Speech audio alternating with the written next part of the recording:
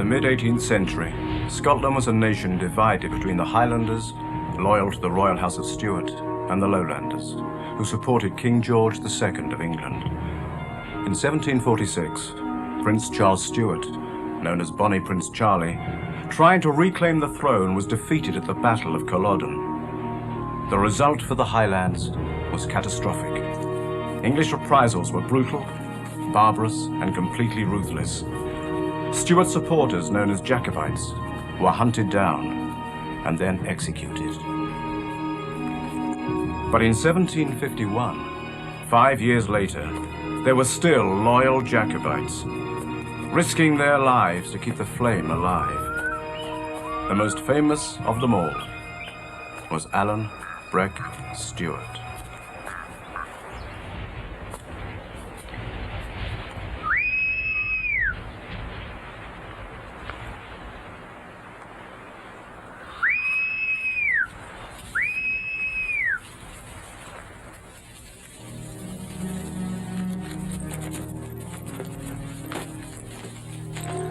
Don't you move. Now I'm looking for a man. A traitor, a deserter, and a wanted criminal. Goes by the name of Alan Breck Stewart. I have never heard of any such a man. Oh, he's what they call a Jacobite. A rebel against our true King George, God bless his majesty. And you say to me you never heard of such a man? I never did. There's a fine reward, dear lad. 100 guineas. But since your head seems to be so empty, perhaps I'll fill it with some shot. I swear to God I never heard of any such a man. Well said, worthy lad. Alan! Alan, you misbegotten dog!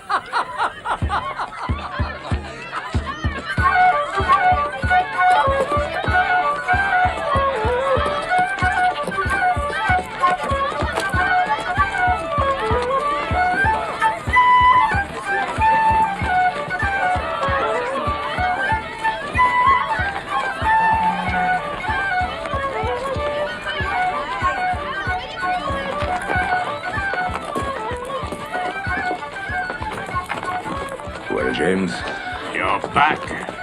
I am.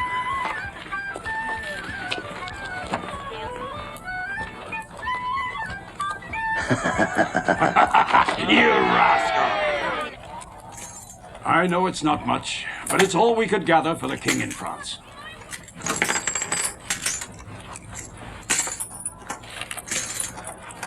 So, what kind of feathers would these be, Alan?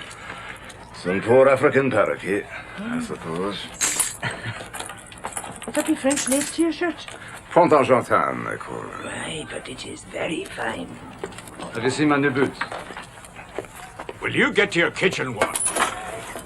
Big, strong man. I am no mind, he dresses like a scarecrow. So when I come to Appin, there was stock of fresh evictions. Is that true? Yes, it's true. But I've consulted with the lawyers. Oh, it's the lawyers again now, is it? We can't fight them with sword and pistol. Well, you cannot fight them with parchment and pen. Huh? Will you listen to me? I will not. Colin Campbell is not going to rest till he's thrown every last loyal Highlander off this land. You think a wee dusty penny-pinching lawyer is going to stop him? You don't understand the man. They sold themselves the Redcoats 30 years ago. What's more to understand?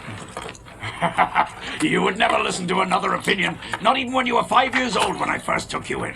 Please. Colin Campbell's a reasonable man. You hear that, Maggie? The Red Fox. He's called him reasonable. Just lies, deceit, and treachery. And you want to legalize that. I believe you two will be still quarrelling beyond the grave. Then you tell him. There is no telling him anything. Nor you. Yeah, you stand in Colin Campbell's way, man. You'll find means to remove you. No. It's the new man we're afraid of, Alan. The London man. Alan wouldn't know of him. I know something of Mr. William Reed. Are you straight away for France? Good.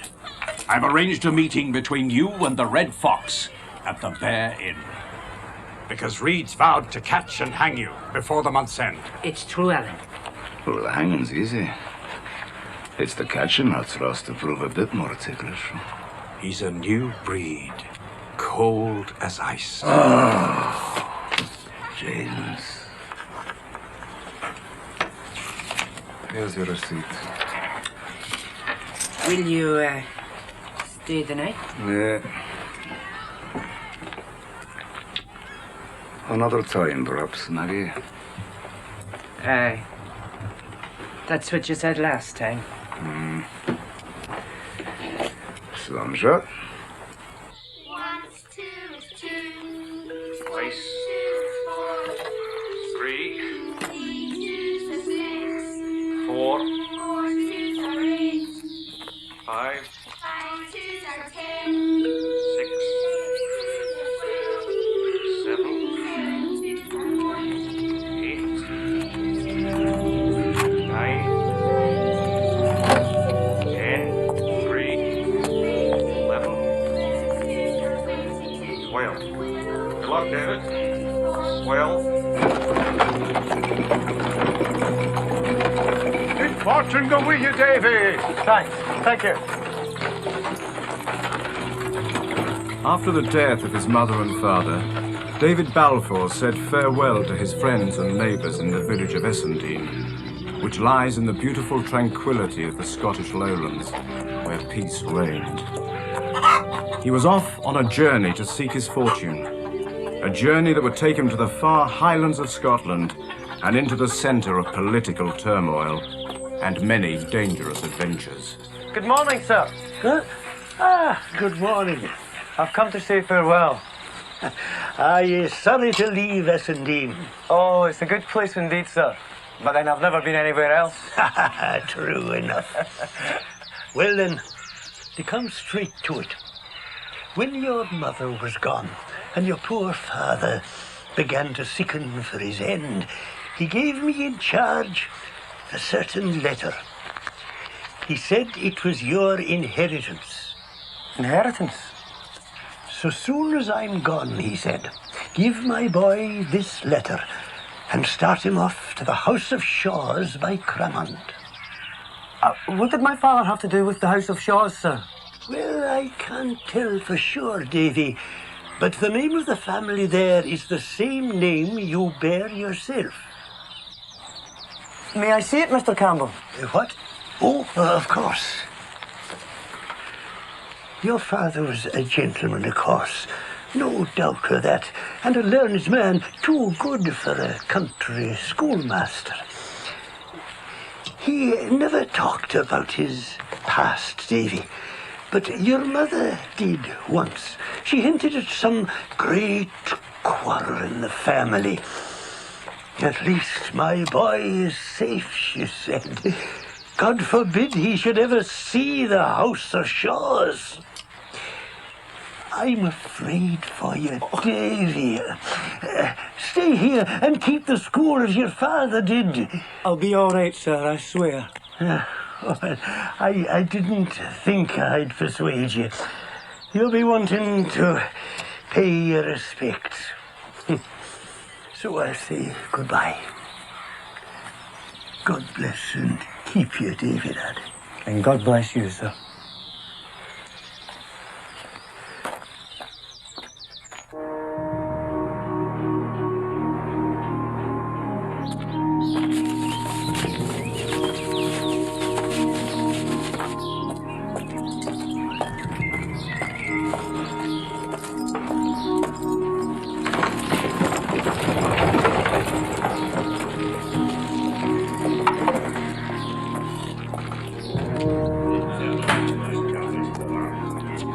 Haven't seen you in a long time.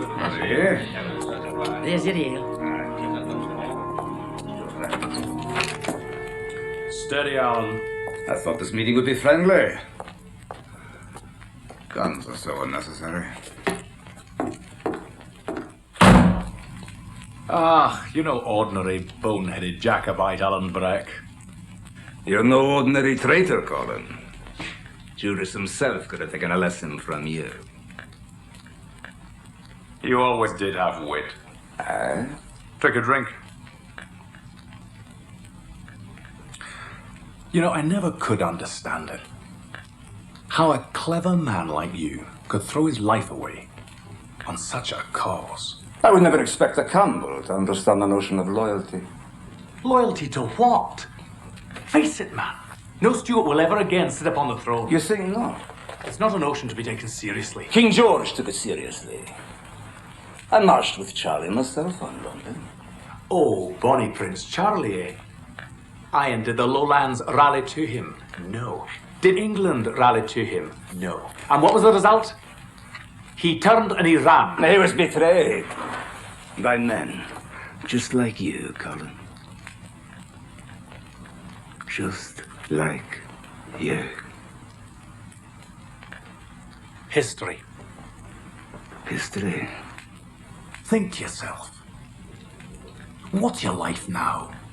You're an exile, a fugitive, a fallen man drowning in his own poverty. Have I had a choice? Join us. Come over to King George and the English cause. You know, somehow poverty seems to strengthen my resolve, Colin. It hardly improves the condition of your people, Alan. Okay. You know our policy is to drive them off the land. Oh, is the policy to burn them off the land? Is the policy to pluck their toys from the hands of our children? Say yes to me and I'll protect them. All of them.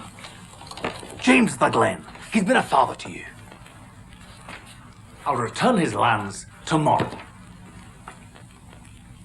What, you have that power? I am the king's factor. Of course I have that power. You'll do it. It'll be done.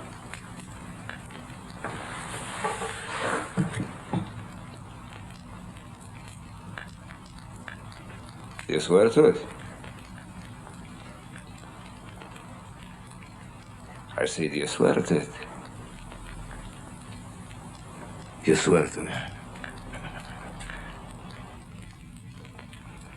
All right. I'll have the drum. Slunge. Slangevar.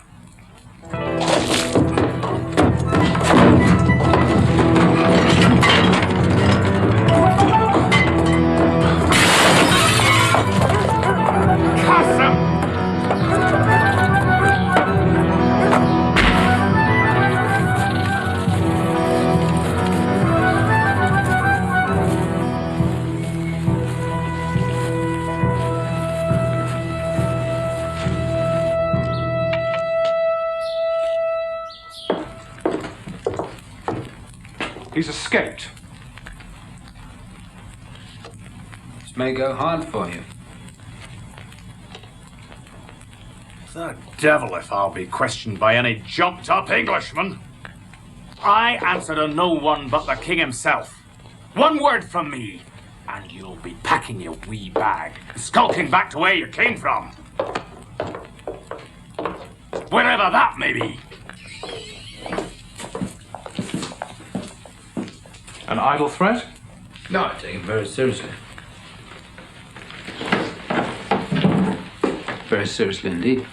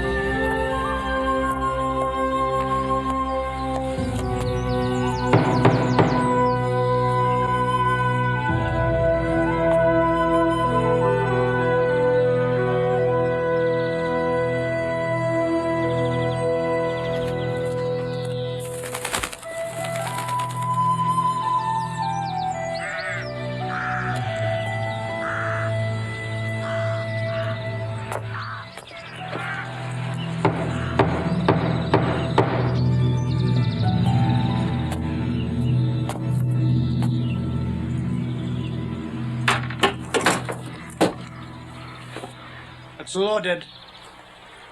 I have a letter for Mr. Ebenezer Balfour of Shaw's. Who's it from? That's no concern of yours. Is he here? Put it down on the doorstep and be off with you. It's a letter of introduction. A what? A letter of introduction. Who are you? My name is David Balfour.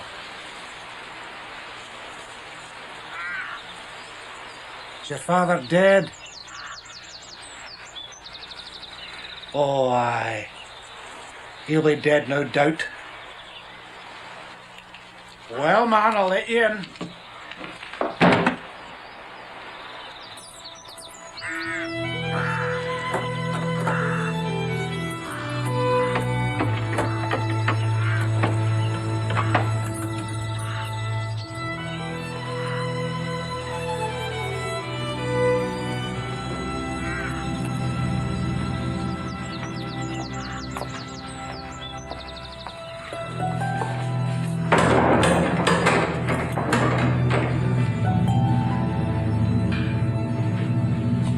Through to the kitchen, to your left, touch nothing.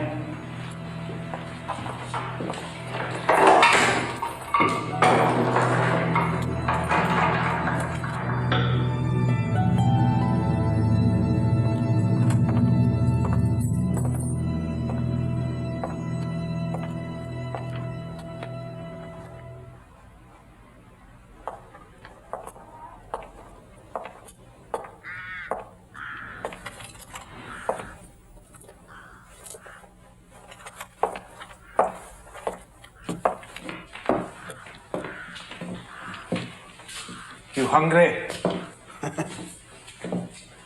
Can eat that bit of porridge. Is that not your own meal? You can have it.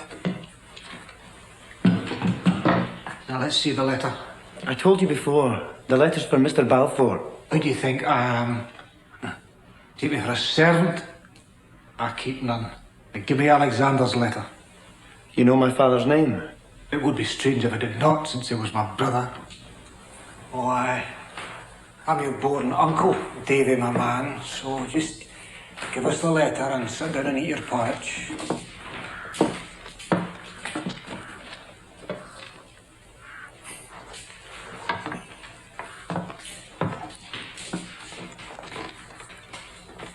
Do you know what's in it?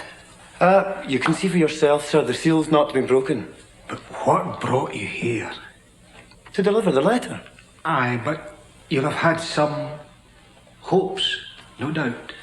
I confess, sir, that when I was told I had kinfolk well-to-do, I did indulge the hope that they would help me in my life. No doubt, no doubt. But I look for no favours. I'm no beggar. You have the air of one. Poor as I appear, sir, I have friends who would gladly help me. Don't fly up in the air at me. We'll agree finally. Well, if you're done with that porridge, I'll just take a bit of it myself.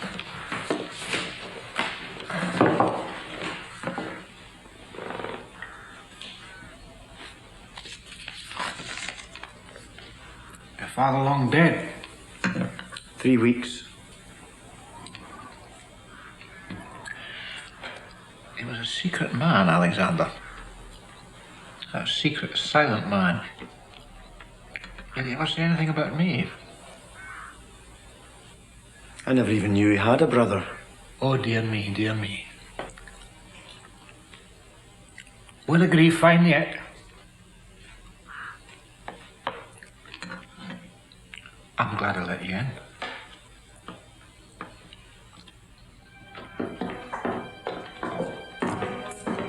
You stay here a while. I have some business to attend to.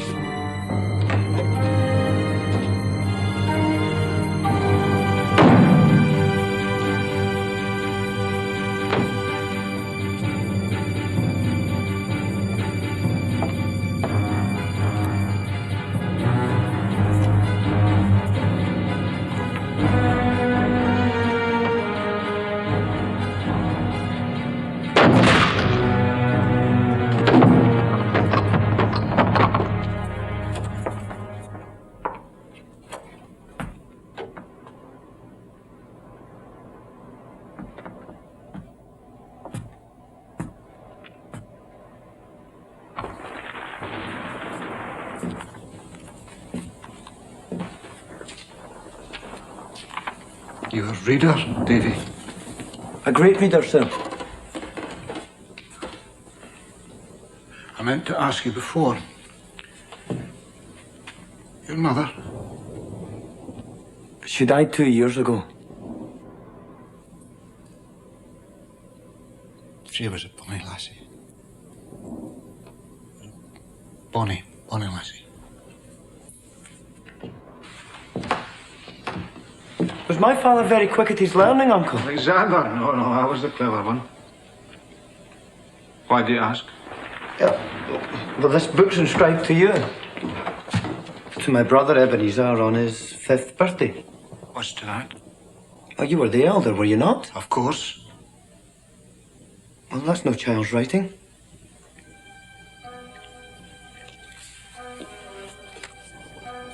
It's our father's hand. I remember now how Alexander asked our father to inscribe the book. One excellent work of religion. You could do worse than study it, Davy.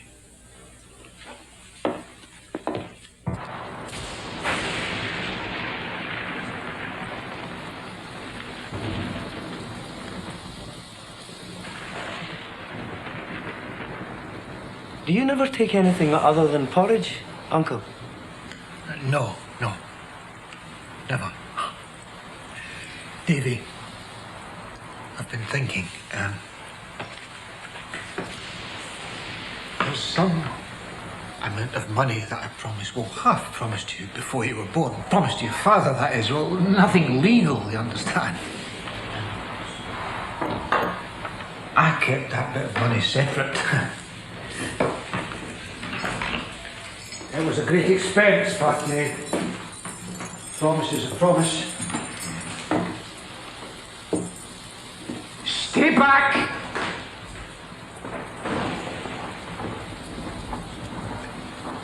Sit down, just sit you down, Davy boy.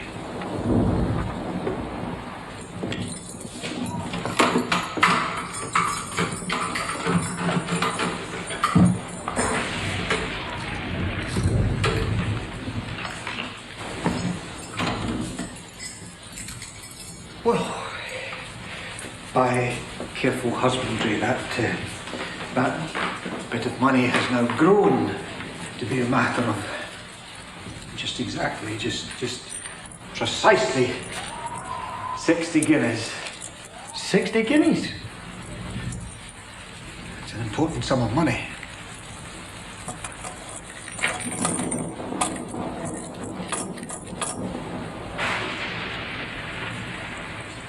Count it. Count it.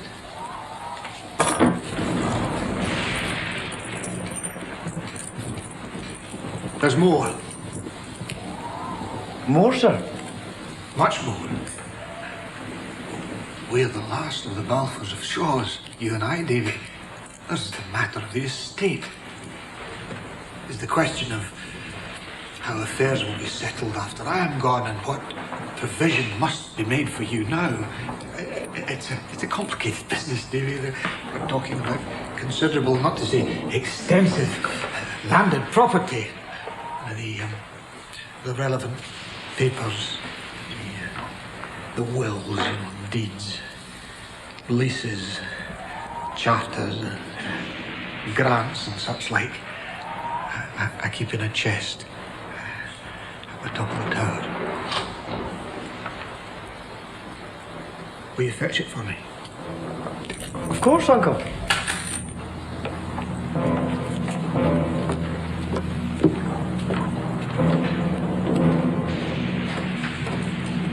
Just go through that door to the top of the tower and you'll see the chest.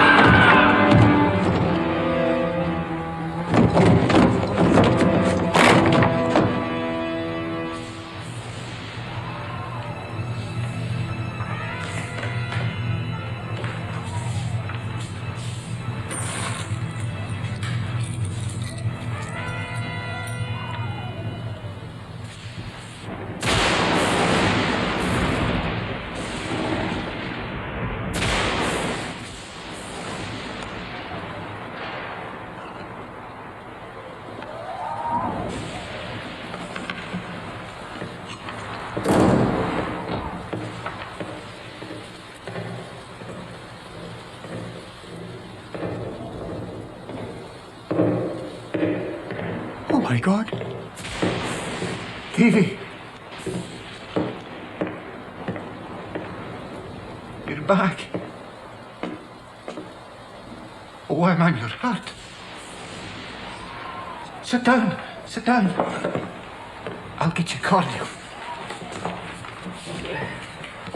Whatever happened? The stairs. You had a fall. Yeah. I don't know. They gave way under me. The whole stair. Dear me. Dear me. I see.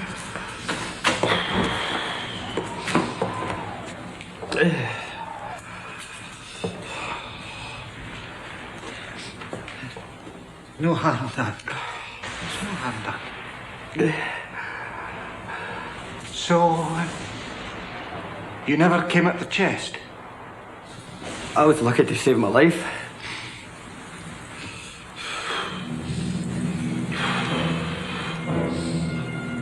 Tomorrow morning we'll walk over to Queen's Ferry.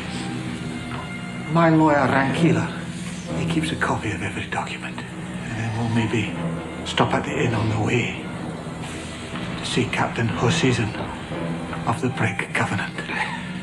If you have no objection, Davy. Whatever.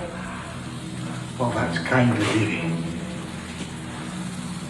Well, we'll do that then.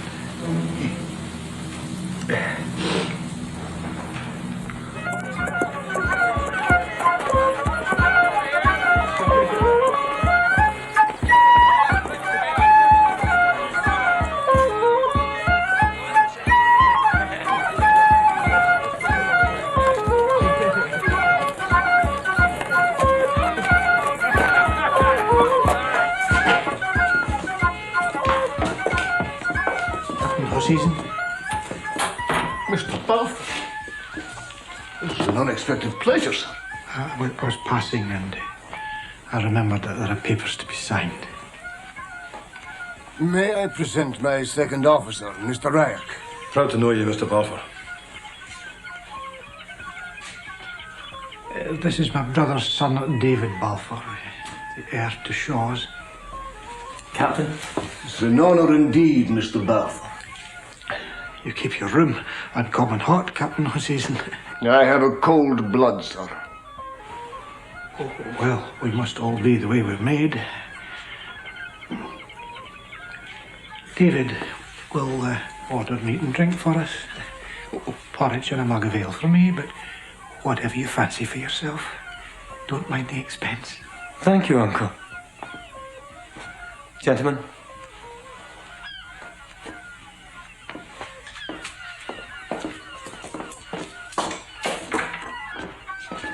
He's a pleasant young man, your nephew. He's a troublesome lad. I'd like to be rid of him.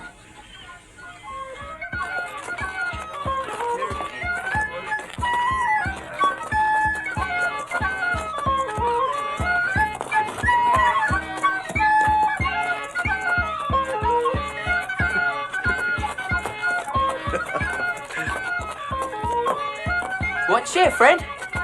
Aye. Old Daisy Osey at home? Easy Osey. Skipper of the Brig Covenant. The finest ship that ever sailed. Yes, he's inside. I've got a note for him. I'm cabin boy. Are you really? Now he's a man. He's Daisy Osey. Don't care for nothing. Nothing. Heaven or earth. Not him. He'll crack on all sails until the day of judgment. Really? Mark you, he ain't no seaman. That's Mr. Shewan that navigates the brig. Now he's the finest seaman in the trade. Only for the drink. Look here. He done that. Mr. Shewan done it.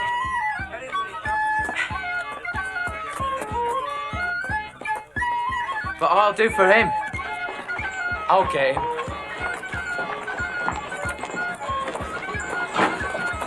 It's ready for you. Right.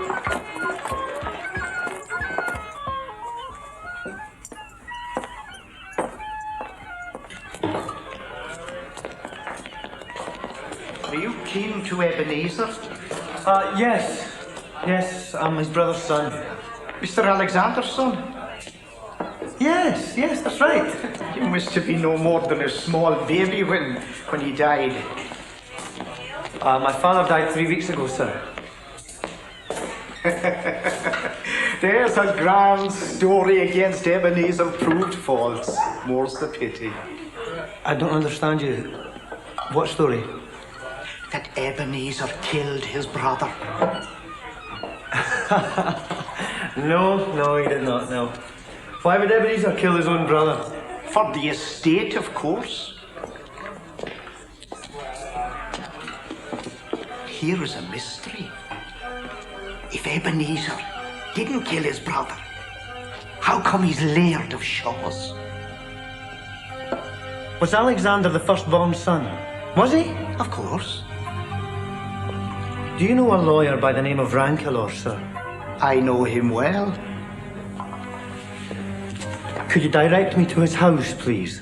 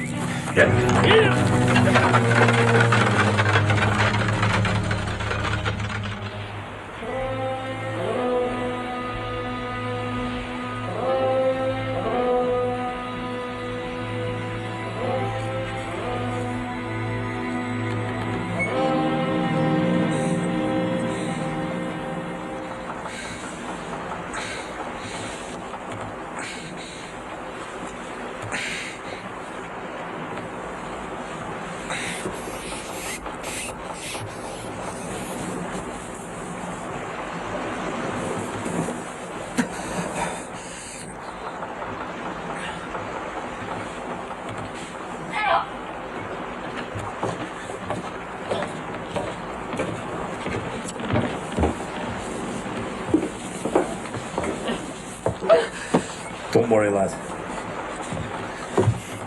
The world's not ended.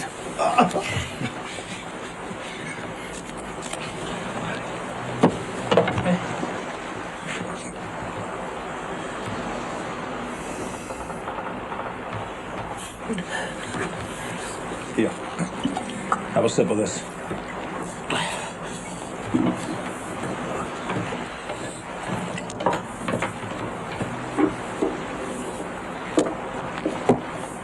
He has a high fever.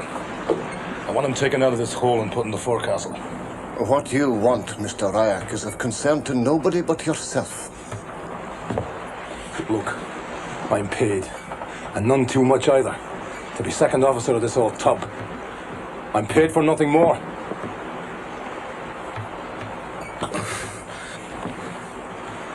I'm not paid to be a party to murder. Are you saying he'll die, Mr. Ryak? I am. Put him where you please.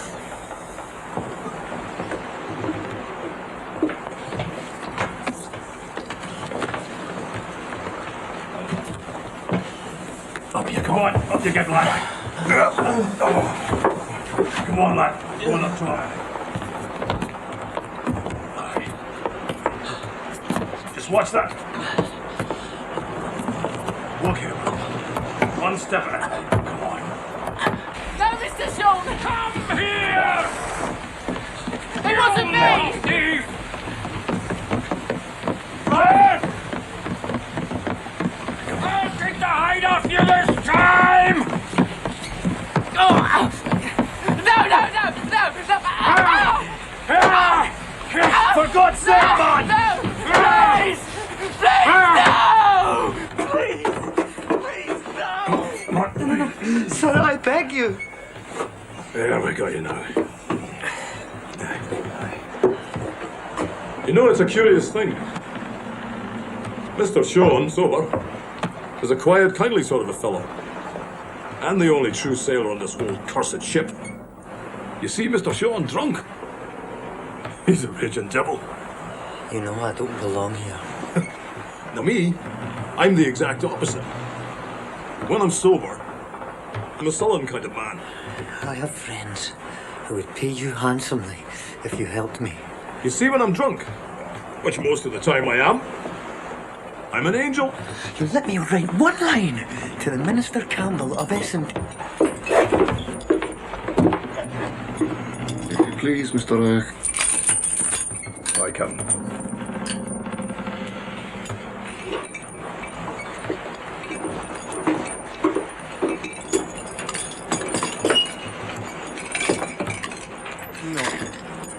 No.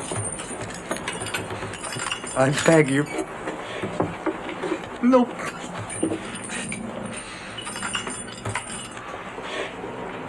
Sir, I'm begging you. Life's a seesaw, lad.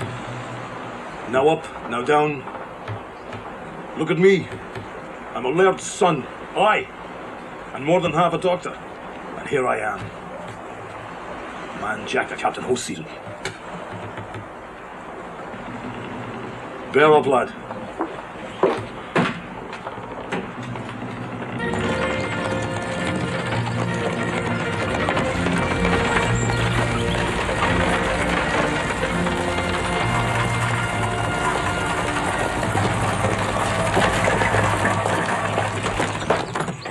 He was spotted 2 hours ago.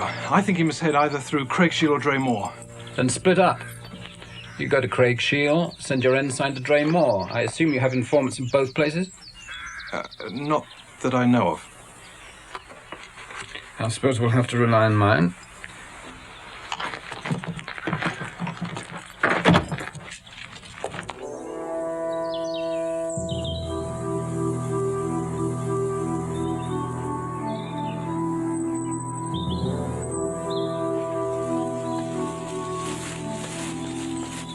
Ewan of Appin.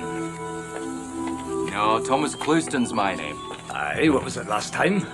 Robert, give me those guineas, lad. Give me the guineas. Your passage is arranged and paid for. A French ship, the Bonaventure. Aye, I know her. Captain Parole still aboard. On the night of the 4th, she'll lie to, just off the coast. There's a bed for you at the inn at Craigshiel. Wait there, friends will come for you. And be careful. Things have changed, Alan. You don't find the same loyalty in the people. And there's a new man sent from London. Aye, that pipe-smoking lackey, Mr. William Reed. I've yet to encounter the man. Well, you'll catch more than a whiff. I hope too soon. I've taken a job as a servant in his own kitchens. That's a dangerous game, you. By all accounts, he's a man to be reckoned with.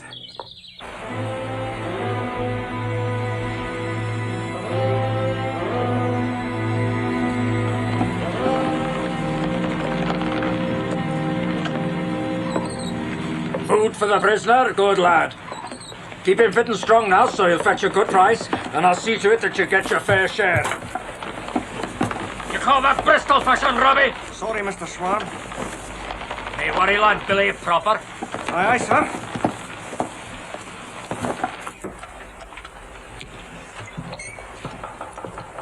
Do you know where we're bound? Of course I do. Well? South Carolina. Old Hazy Ozzy says he'll get 60 guineas for you. What do you mean? I've seen him do it too. At the slave auctions, bidding up the price. They're going to sell me into slavery? Well, old Hazy Ozzy don't take no passengers aboard his brig. Listen. You help me get away, and I will set you up for life. Put me to a trade, more like. I know a trick or two worth more than any trade. For the love of God, man! Do you not want to escape Mr. Sean's beatings? Let me see him try it. I stole that. I did. I'll dare him to touch me. I'll kill him. He ain't the first. No, Mr. Shaw! No! No!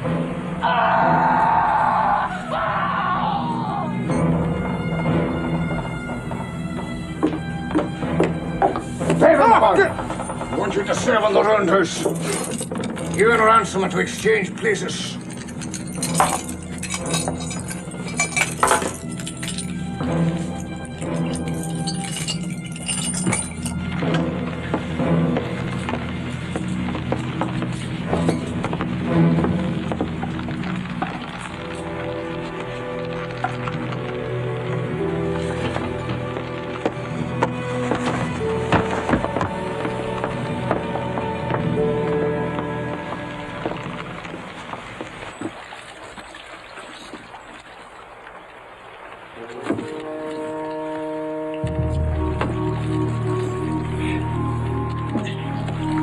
you see the French ship?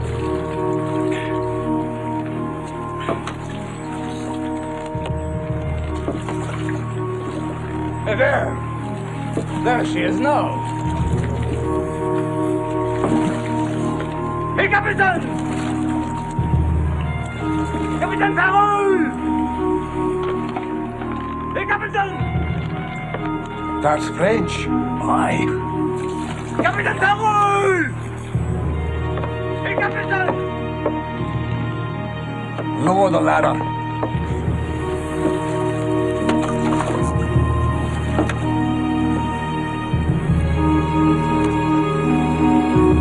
Bless you, lads. See you safe home now.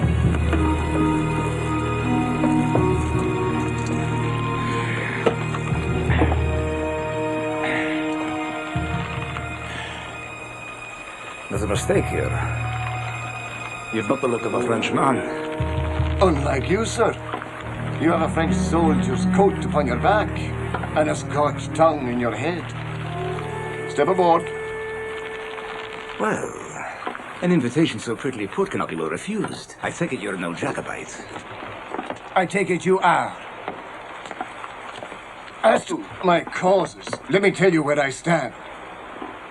I am for the prosperity of myself and my crew, and against everything else. You're a practical man. I hope so. I've an uncommon hunger and thirst. There's a remedy for that, sir. If you step into the roundhouse. Thank you, Captain. This way. Out of that way.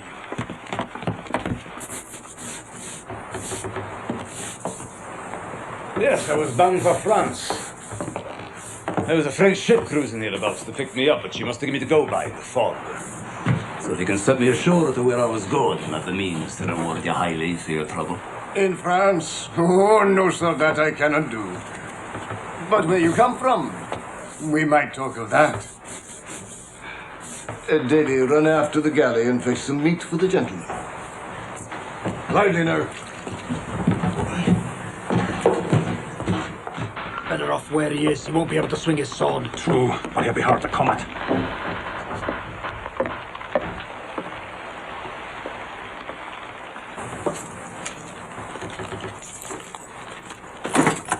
Half of it, and I'm your man. I told you. That one penny that belongs to me. Belongs to another. Now, I'd be a fool not to spend some of that so that the rest might come safe. But sir, I'd be a dog indeed to spend that much on my safety. 100 guineas, that's my price. 50. Done. And here's my hand on it. We'll alter course at once. I'll see to it.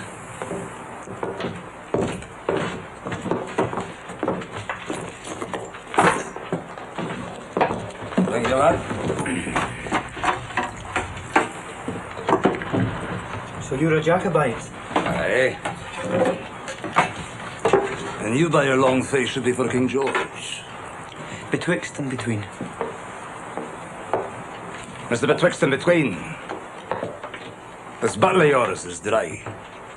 I'm paying 50 guineas for the cruise. Be a hard thing to begrudge me a dram. I'll go and ask the captain for the key.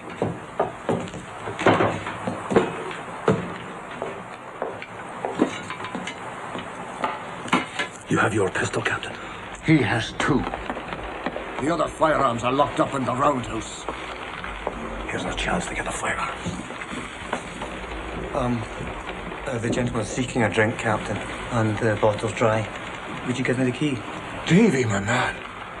That wild Highlander is a danger to the ship. Besides being a rank enemy to King George, God save him. Aye. We've swords and cutlasses enough in the forecastle. But the firearms are in the roundhouse, under his nose. If I or Mr. Hayek was to go in to get them, he might start thinking. But a lad like you, Davy, you could snap up a pistol or two without remark.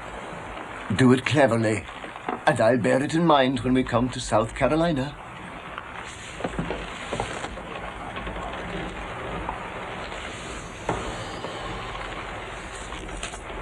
Here's the bit of money that you had on you. And with my apologies, Davy. I had 60 guineas on me. Davy, your uncle took that. And see here, that Jacobite has a belt full of gold. And I give you my word, you shall have your fingers in it.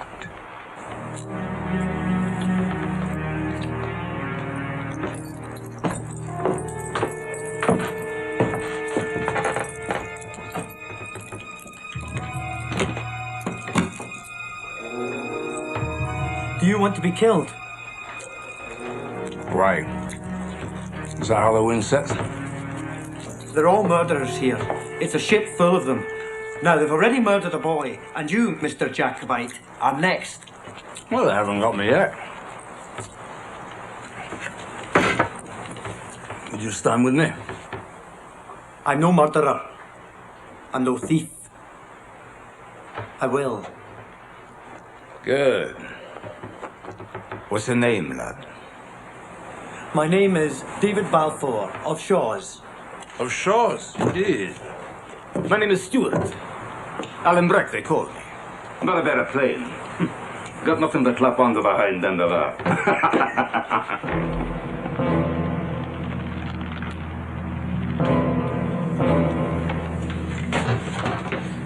I have the keys to that. Don't lose them.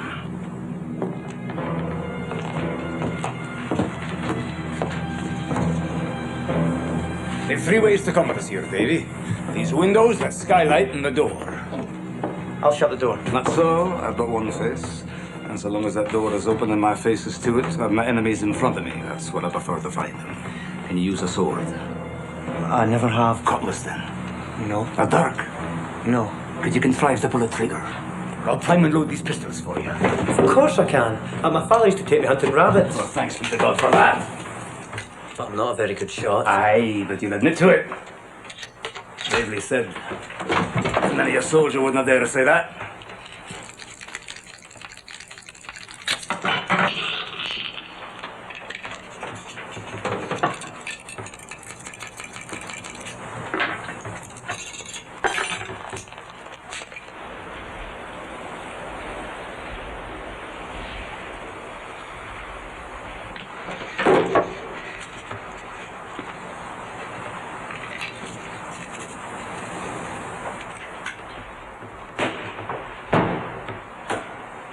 That's a tight set.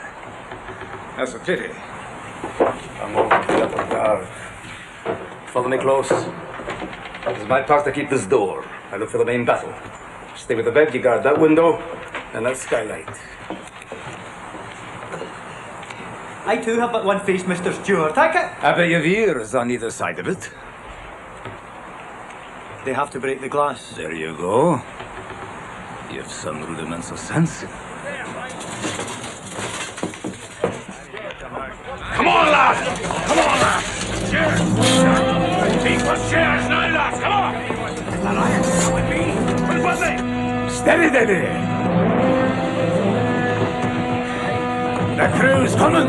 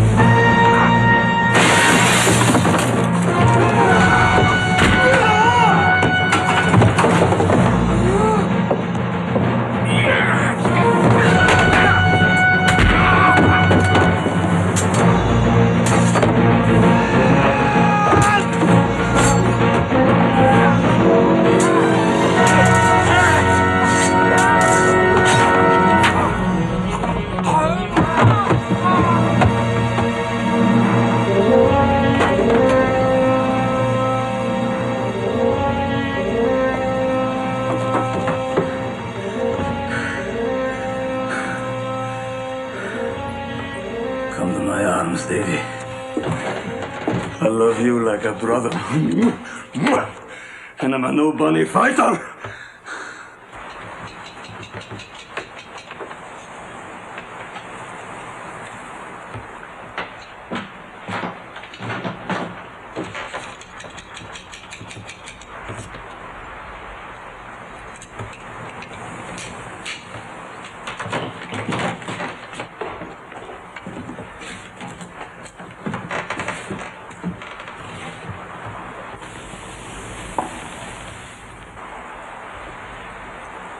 You know, I have these buttons from my father, Duncan Stewart.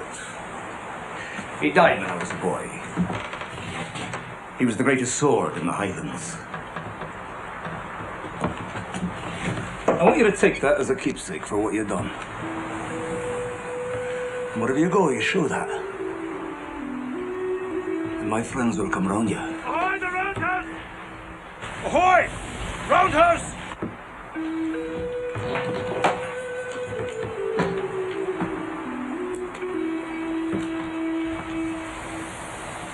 Will you parley?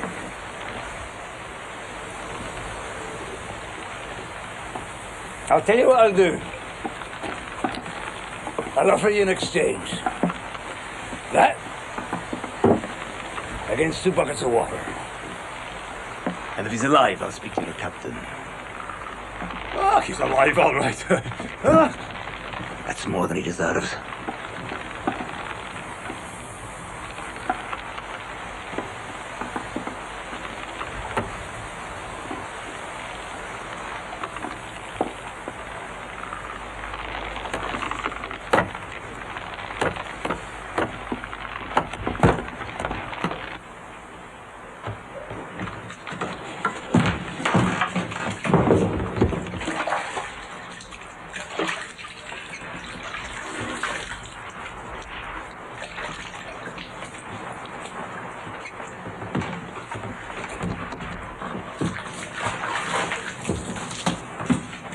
Would you lend a hand, David? Ahoy, the Roundhouse!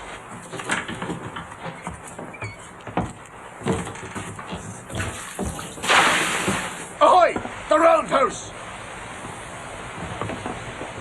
You've made a sore hash of my brig, sir. That's none of my choosing. I'll give you 30 guineas to set me on dry shore at Iron American. I haven't men enough to work this ship. And my navigator, Mr. Shoon, has had your sword through his vitals. 50. 30. If I hadn't lost so much money on this plaguey cruise, I'd see you at the rope's end.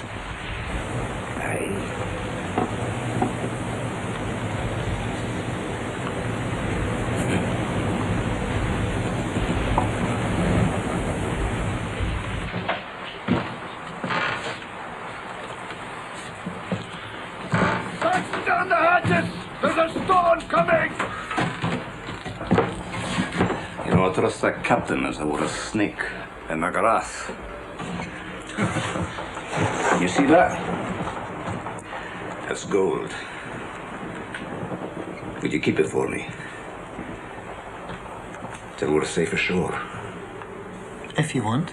That's a trust. I'm putting to you, man. I told you before. I'm no thief. That's not what I mean. You heard of tax.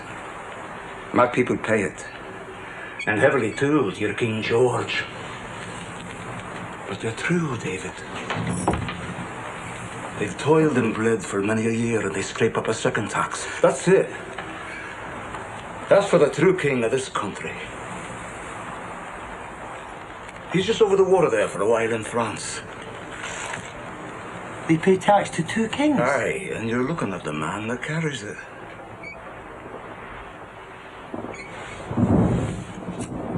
Well, I'll be honest.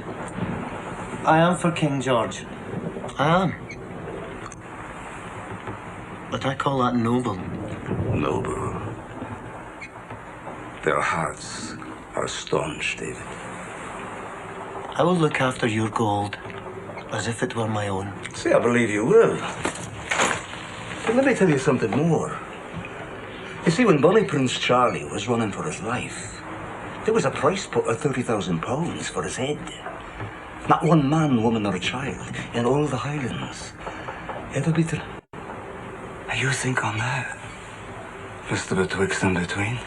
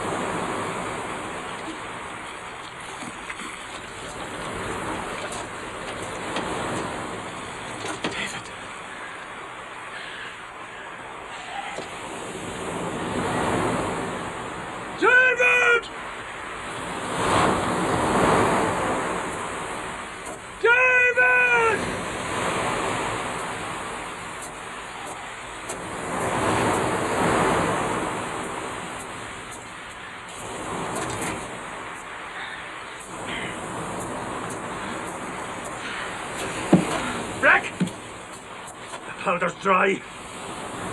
Get moving! Move!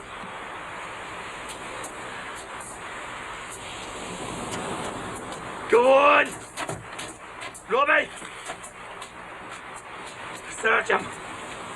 Get that money! There's nothing. It's with the boy. Then you killed him. Aye. With a weight like that round him, he'll drown for sure. Sunk like a stone.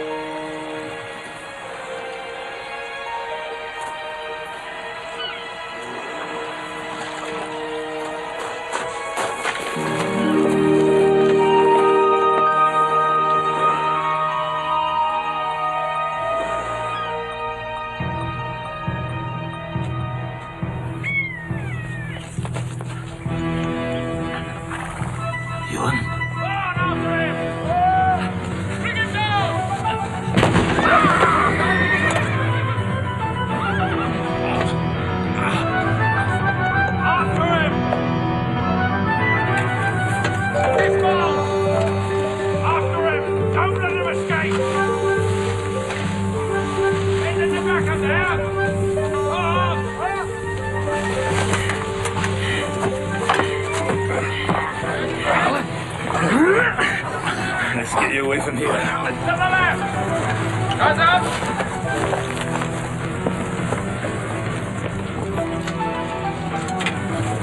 There! We've winged him anyway.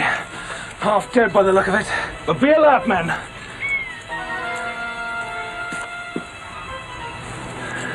These Highlanders are full of tricks.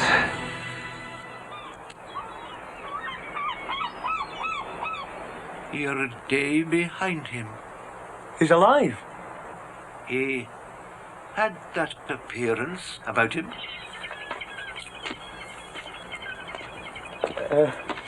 Well, which direction did he take? Westward, towards his own place. And what place would that be?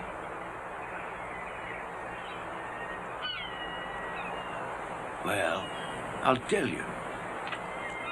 Since you bear his token.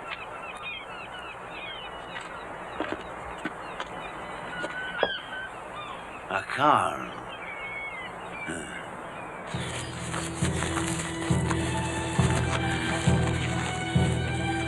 We'll be safe here. Alan, listen. Which now? Your man Reed. You're no case to talk. There's a plot. Something deep. A killing, Alan. I have no name, but to lay the blame on James of the Glen. Oh, easy now. Easy, lad. On the 14th day of May, the woods of Lettermore. Oh. Easy now. Rest you here now. I'll fetch you a drink. What's wrong with you? Water. Water.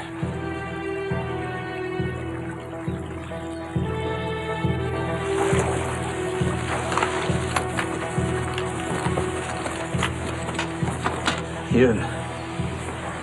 Ewan.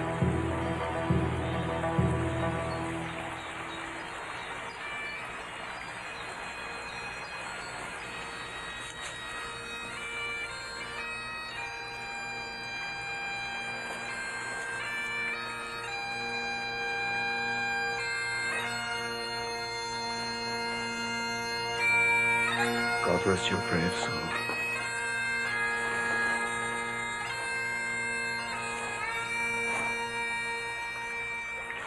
Acharen, you'd go south by east, through the woods of Lettermore.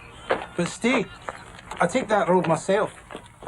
I'll walk with you, if you don't object to bear company with a blind man. Sarah, I would be honoured. Your speech tells me you're a stranger. A lowlander, perhaps. Perhaps? Aye, that's a young man's voice. A gentleman's voice. Perhaps. These are all my eyes, young master. May I know the look of you? Go on. Would you take my stick?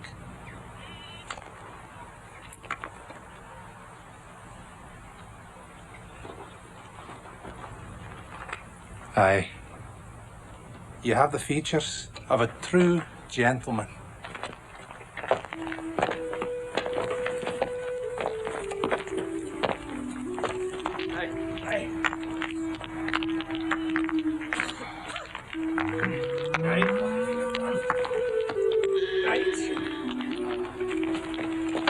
Is every lowland man as silent as yourself, young master? I was just observing these people here. They don't look like Highlanders at all. There's no tartan, no kilts on any of them. Did you not know that King George has put a legal ban upon the Highland dress? Aye.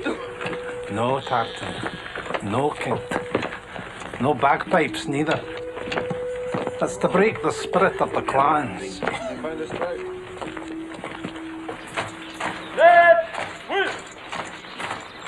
I'm afraid he's disappeared, sir.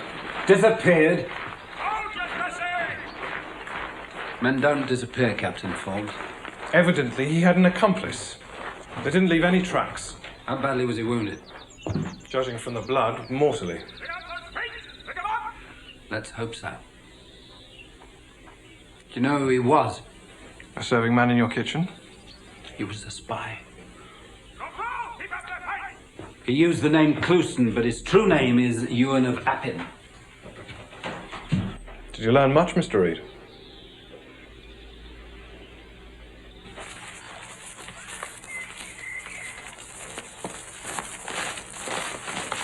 Is that the song of a bird I hear?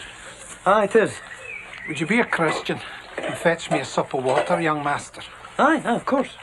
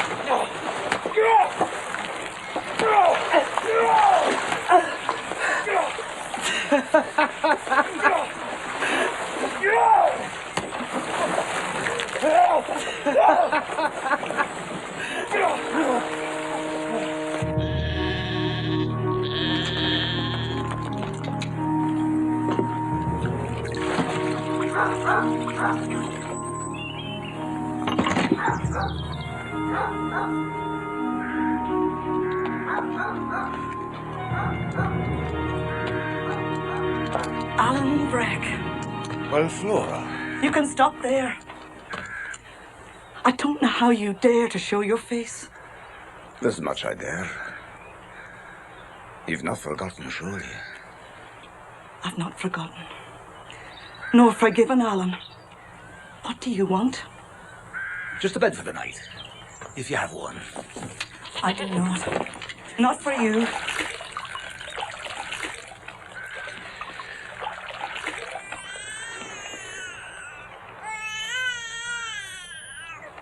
Is that your Baron?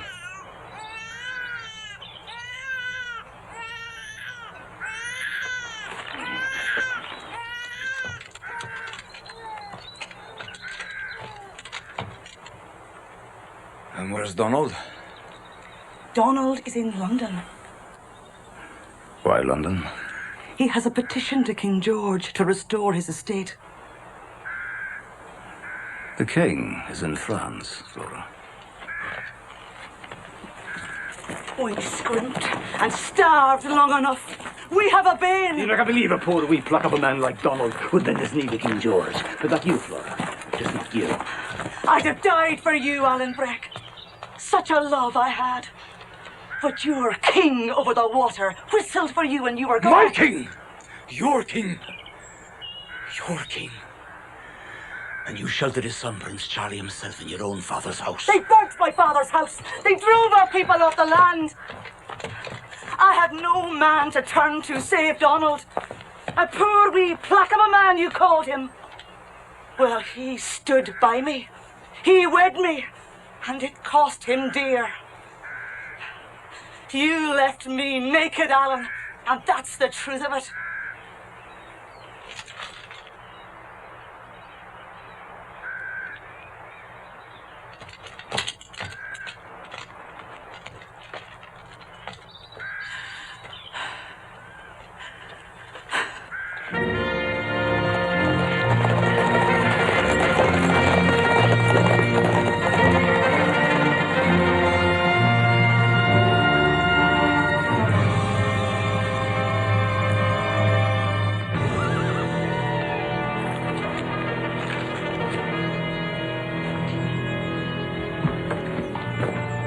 Oh, you're not ready, man. It's 9 o'clock. We've a long ride to Acan. Do you want to evict James of the Glen or not? I'm perfectly ready. I see you like your comforts, Mr. Reed. Well, any fool can be uncomfortable.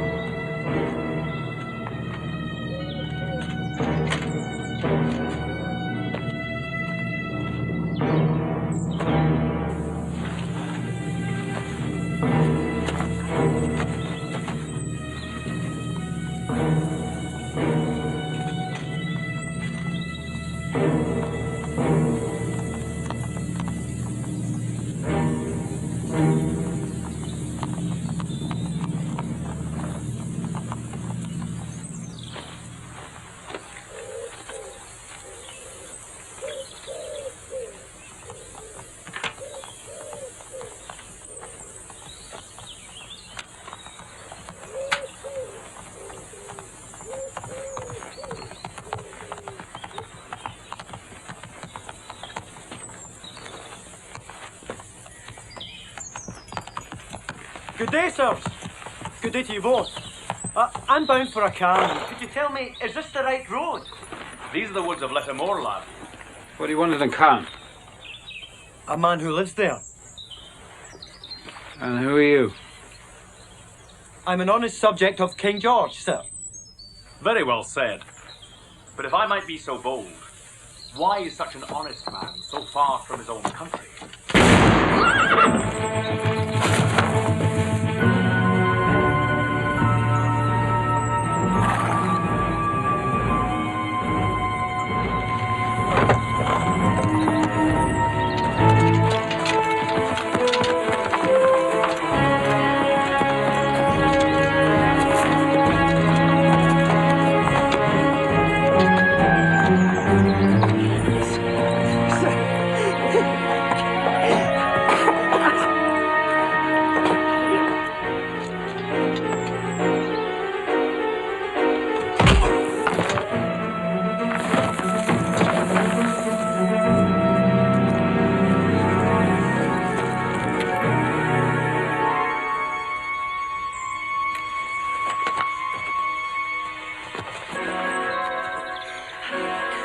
Mr. Reed! Don't go! He's been shot. This boy's an accomplice. No, I'm not. He was put in to keep us talking. Get after him. Sergeant! After him!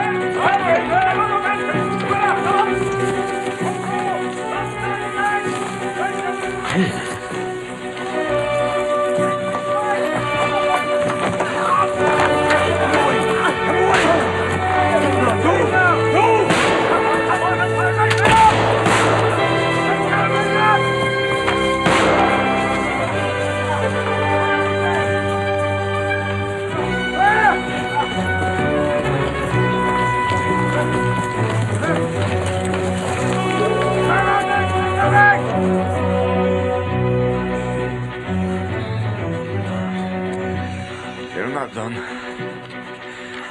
The latest crime at James's door. You'll be making for a card.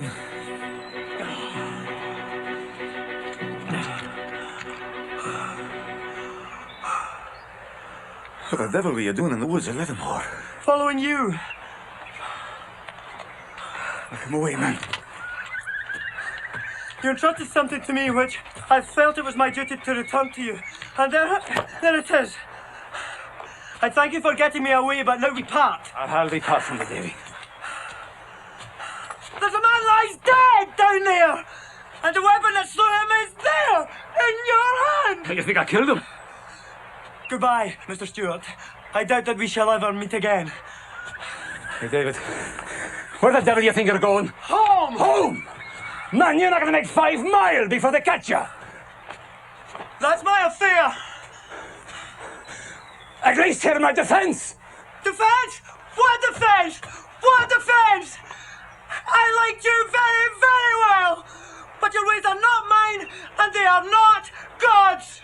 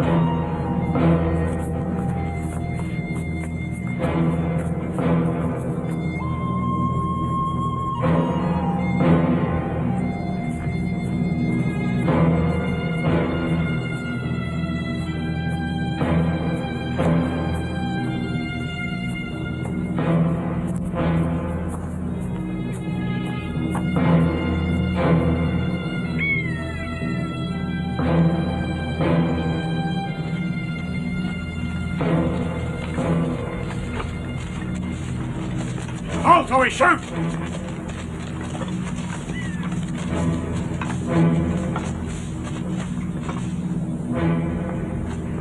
Come on, you!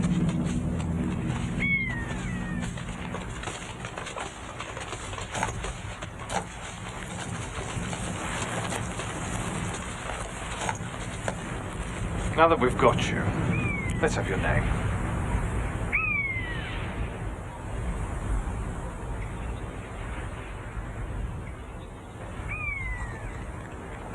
Your name! Breck! Alan Breck! Would you have the goodness to order your men to lay down their arms, Captain? Do it. Ground your arms. And your sword?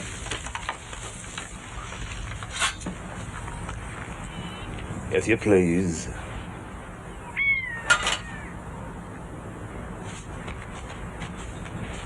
You can't win, you know. You can hide yourself away in this godforsaken country, but I'm a persistent man. I'll find you, Mr. Stewart. And I'll hang you. Would you walk with me, sir?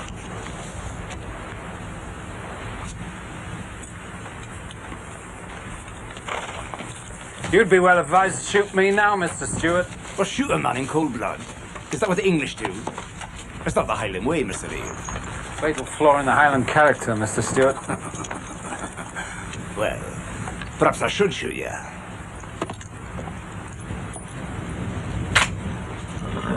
But it's not loaded. As you say.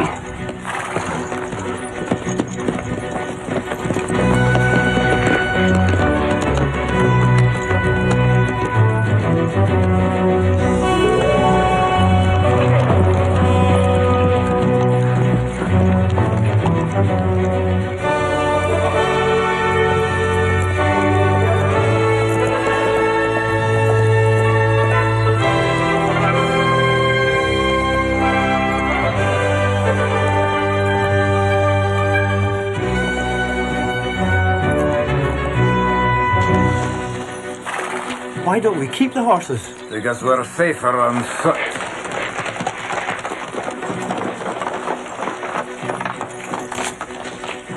You are the boldest peacock of a man I've ever come across. And it seems I have to thank you once again. But I can't change my opinion. You killed a man in cold blood. You know who that man was? It was a man, an innocent man. It was your king's factor. That's your defence? Now, I tell you, Mr. Balfour of Shores, as a friend, if I were about to kill Campbell of Glenore, it would not be in Stuart country to bring trouble on my own people. What trouble? I told you William Reeve will lay this murder at the door of my kinsman. He'll hang him if he can. He'll throw his people off the land. With no proof? He's a Stuart. Can you understand that? That's the proof.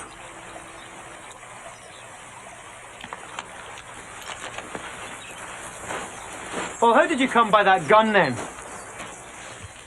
The murderer struck me a blow that he ran off before I could see his face. Here, you can see for yourself with the blow there. Aye.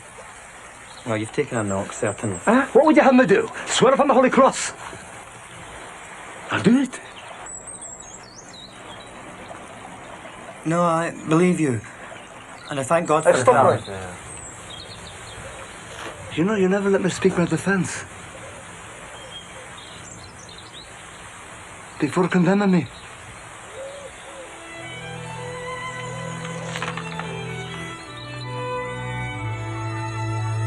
Justice? What justice? I was here, in our Khan, when the murder was done. I've a score of my people to swear to it. Aye. Your people, James. Stewards of Appin.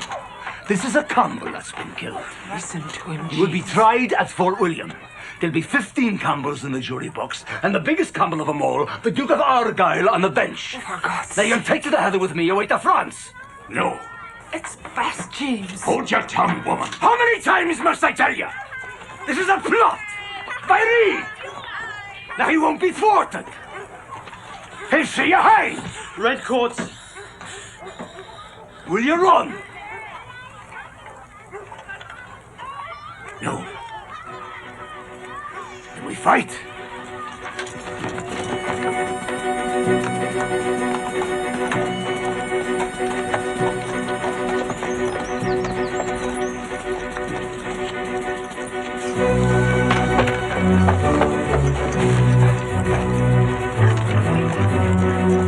This is madness, Alan, of your making. You're not the chieftain here, bless you.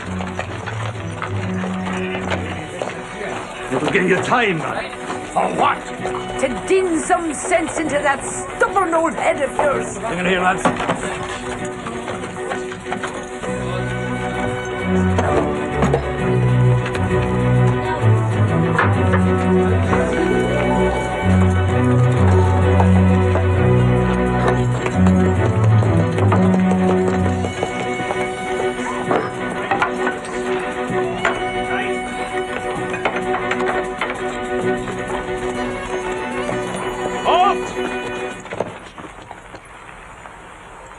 Fix bayonets! Fix bayonets!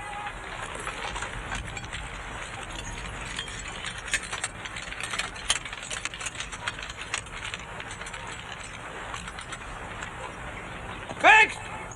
Forward march!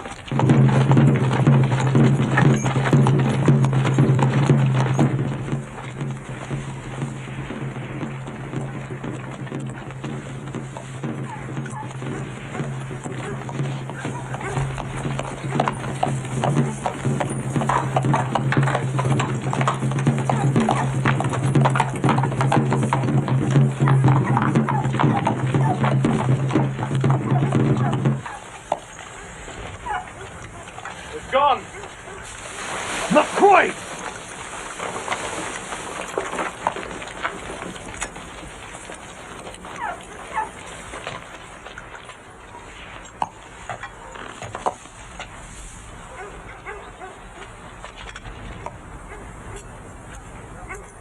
This is folly. Lay down your arms! You best lay down your own.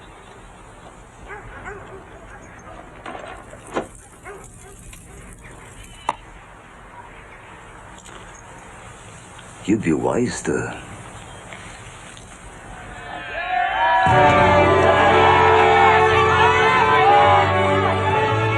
They'll be back, Alan, with more soldiers.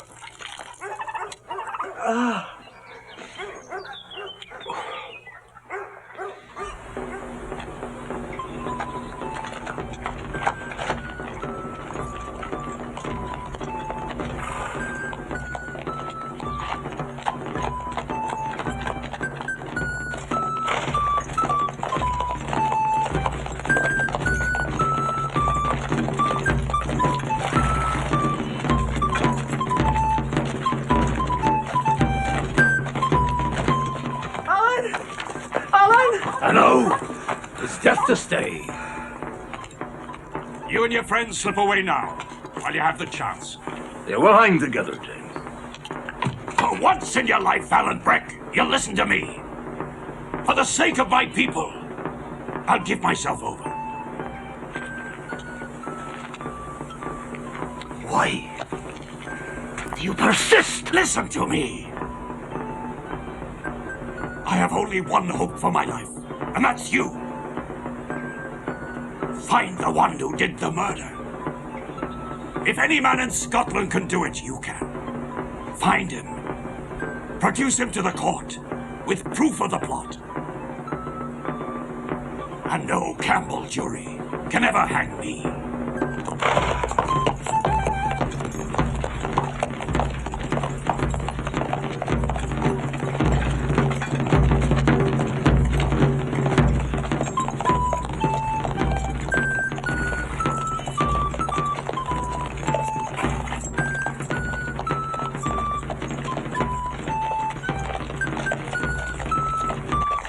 I am James Stewart of the Glen.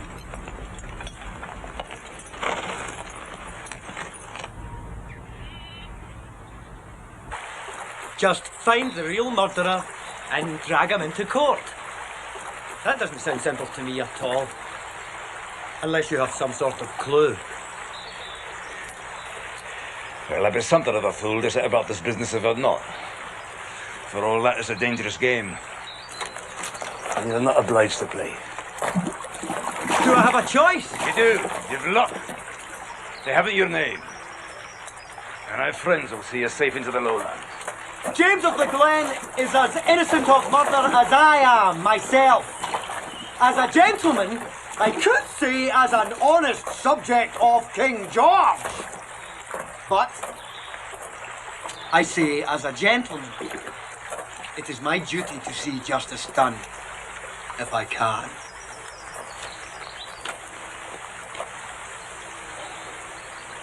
Well, that's well said, lad. My hand's on that.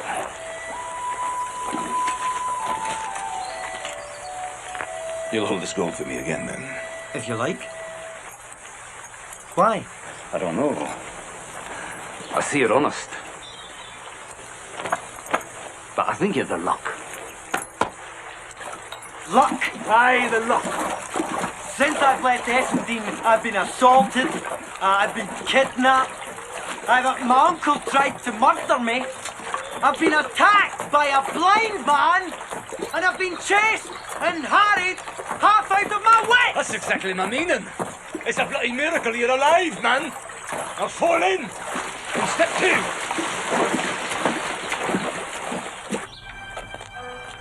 I say, Tom, come on.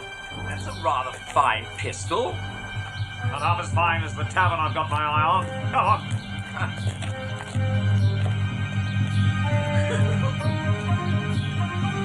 Give him something, Harry. Here you are now, and mind your eyes full. Thank you.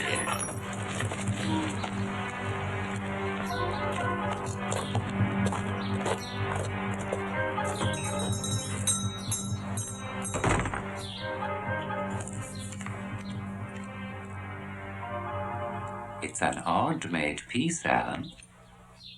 Very odd. I've seen nothing like it before. Are you selling For it? shame, Angus. And you, an elder of the church? I'll take a Bible. Now, you tell me the name of the man you made it for. I never knew his name. He would have been a fool to give it, and I would have been a greater fool to ask it. What did you use that? To blow out that canny brain of yours? Well, I can give you his clan. Give me the name. Well, it was a Campbell killed. And MacDonald. Yes, a MacDonald he was.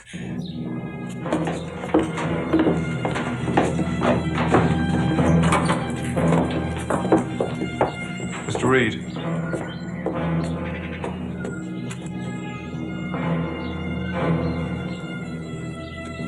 Sir, I know where Alan Breck Stewart is.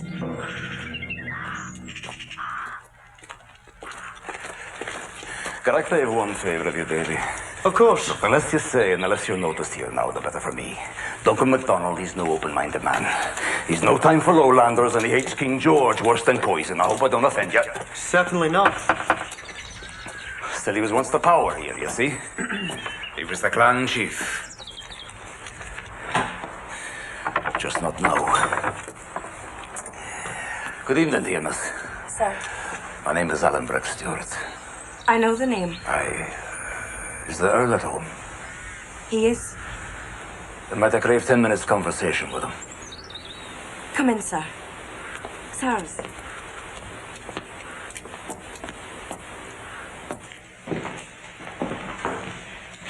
A moment, if you please, Mr. Stewart.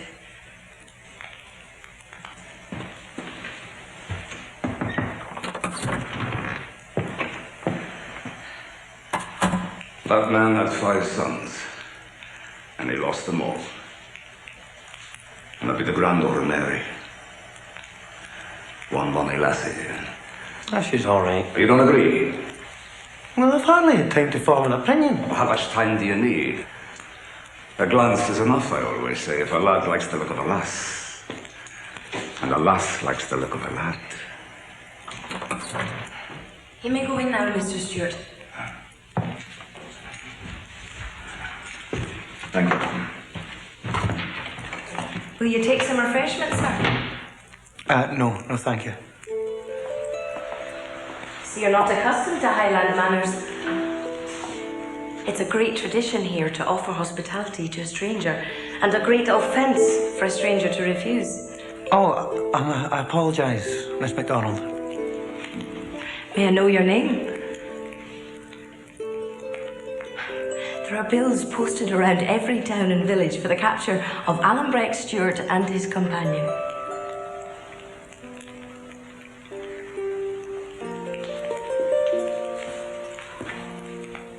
My name is David Balfour of Shaw's. Honoured, Mr. Balfour. 50 times over. Now be gone from the house, sir. Be gone. There have been grievances between us. That's the past. Grievances? There's been bloodshed. Let's bury him now while there's time. We still have a common cause. I don't believe any kin of mine had a hand in the matter. But if one did, then I honour him for sending another Campbell to hell. James of the Glen is on a rope here, man. Be gone from my house. Curse on you! You're a fool! Gotta go back to Fort William now to get him. What? It's always the same. You look for help, you get none, and it always comes down to this. Are you mad altogether? They'll guard them as closely as the crown jewel. Closer, I should think. Mr. Stewart, I have a kinsman, Hamish MacDonald. Mary! Get you back to the house. And you, get off my land before I shoot you. Tell them, grandfather. Tell them Hamish shot him. Mary, get back to the house. Will you shoot me if I don't? By the living God, I'd be justified. You betrayed your own kin. My kin? What kin? Who's left? Get away, girl. Where's my father? Dead. Where's my mother? Dead through grief like your own wife. Where are your sons? Dead. Dead. Dead. You killed them all with your blood feuds and your damnable, obstinate, murderous pride. I will help you to bring him to justice. You'll find him at the head of Glencoolish, or by way of Kinkelly. There's a path leading over Loch Ryan. You'll find him at the head of the glen. Strange, I never heard of any such a path. You think you know everything, Alan Breck? Mary will show you the way. There's porridge made, grandfather, and cold beef and cheese in the larder. Ach, away, girl.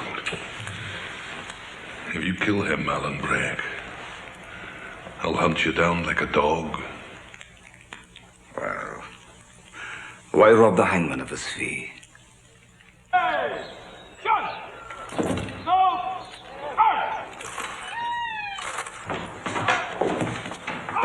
They've been seen.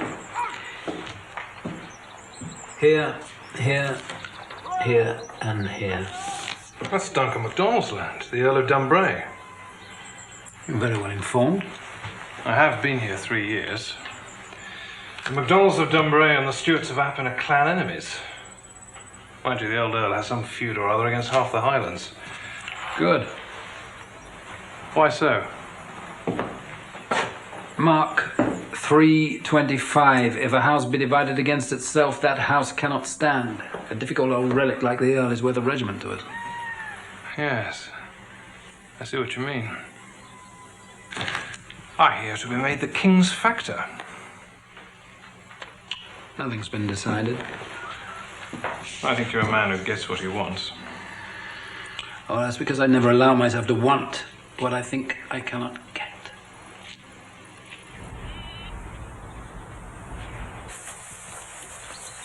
Is Shaw's a very great place, Mr. Balfour? I believe it is, yes. You don't know? My uncle has the house and lands at present. Ah, and you're his heir?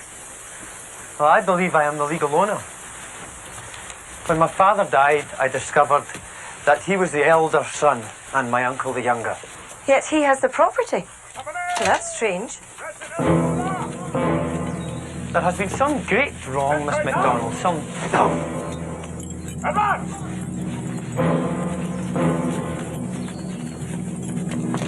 Sit your blessing, man! Keep your eyes peeled now! There he is! Put your eyes down! Fire! Further up!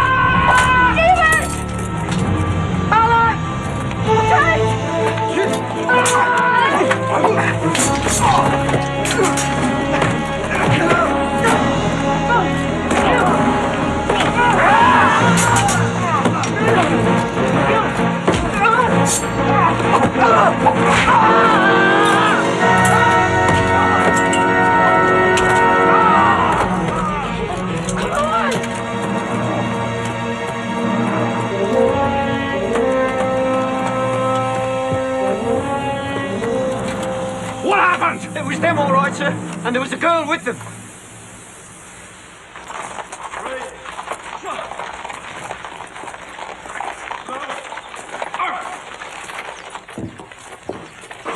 What girl? I've no idea. They must have been making for Glencoolish. Why on earth would they do that? Well, there'll be trouble if we don't get there before them. We still have a chance to catch Alan Breck Stewart.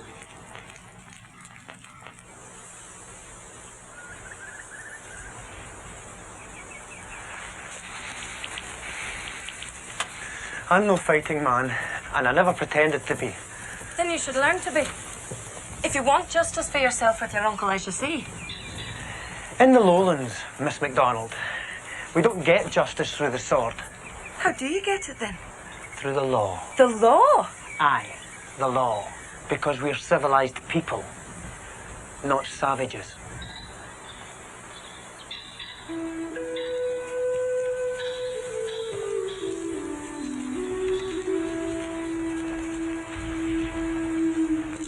I've always heard tell of you as a great fighting man, Mr. Stewart. Aye. The best in the Highlands. Well, you could say I was born into it. I've heard tell of you since I was a child. You fought at Culloden, did you not?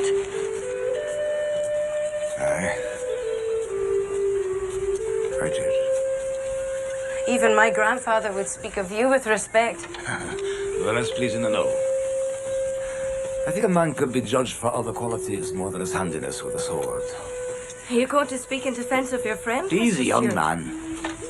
That's It's noble of you. He's got considerable book learning. Do you place a value on that? I do. I wish I'd more of that in line myself. I think he's a gentleman, too.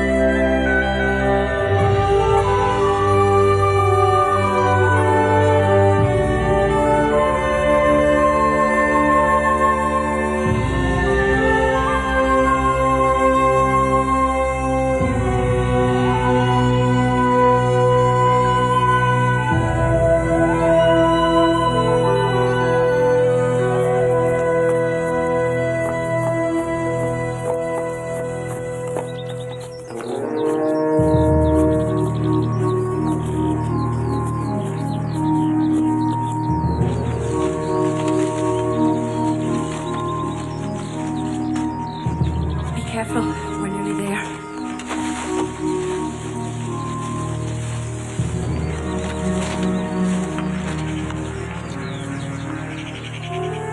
That's where he is. Does your cousin know you well by sight? Aye, he does.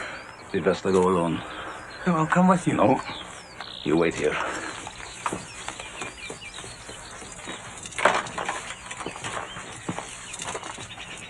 Hamish MacDonald is a dangerous man. Alan Breck is a brave one. Or foolhardy. He knows fine what he's capable of. You can't call such a man foolhardy. You seem to admire him greatly, Miss MacDonald. Don't you, Mr. Balfour?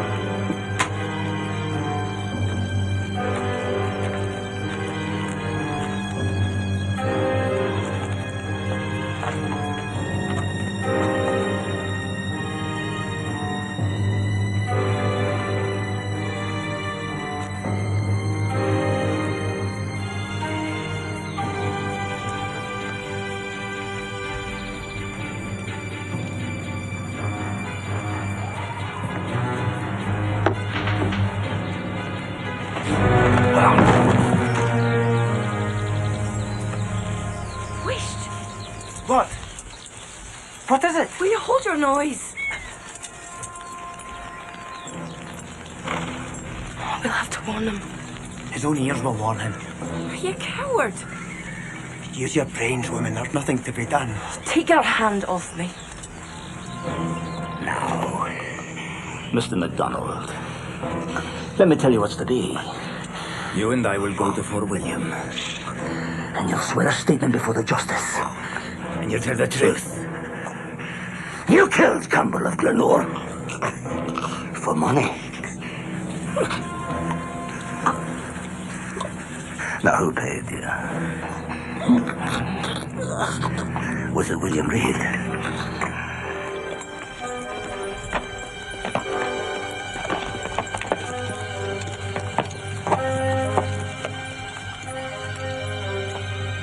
MacDonald!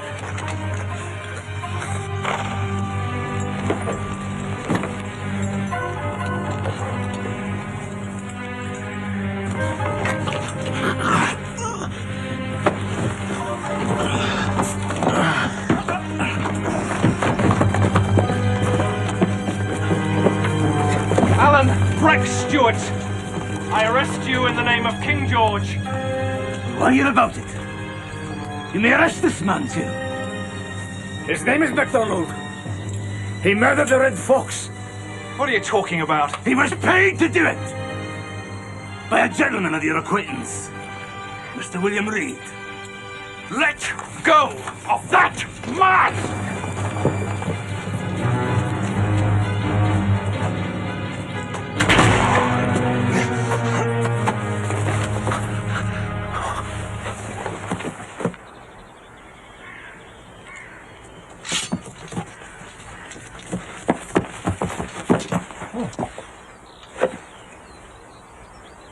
Well, he attacked me.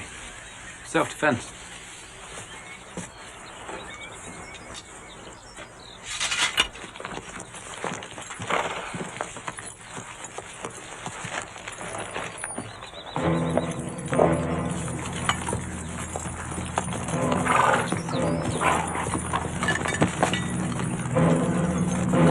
Somebody!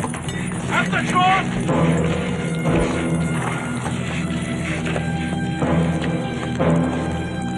I assume you have a family crest, Mr. Balfour of Shaw's.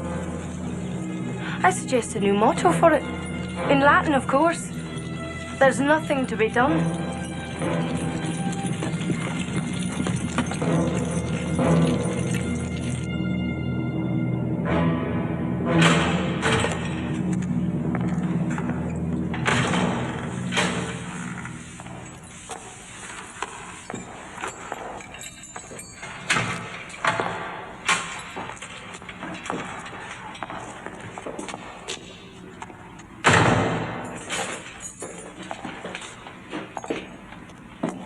Unfortunately, you're to be tried in Edinburgh, Mr. Stewart, on a charge of high treason. So I won't have the pleasure of hanging you myself. I can't deny it's a disappointment, but the law's the law. Alan? Did you find the man? I did.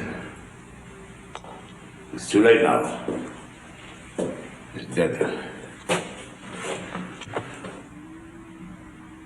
Then all is lost. They try me tomorrow. A whole pack of Campbells, just as you said. Dear God. To think I brought this on you. I brought it on myself. That's nonsense, man. I let a stubborn old fool do what he thought best. I knew more. Curse you, Alan Breck. Will you quarrel with me on the very steps of the scaffold? I should have forced you into the hills. I never would have run. You'd have had no choice. Not at the end of my dark.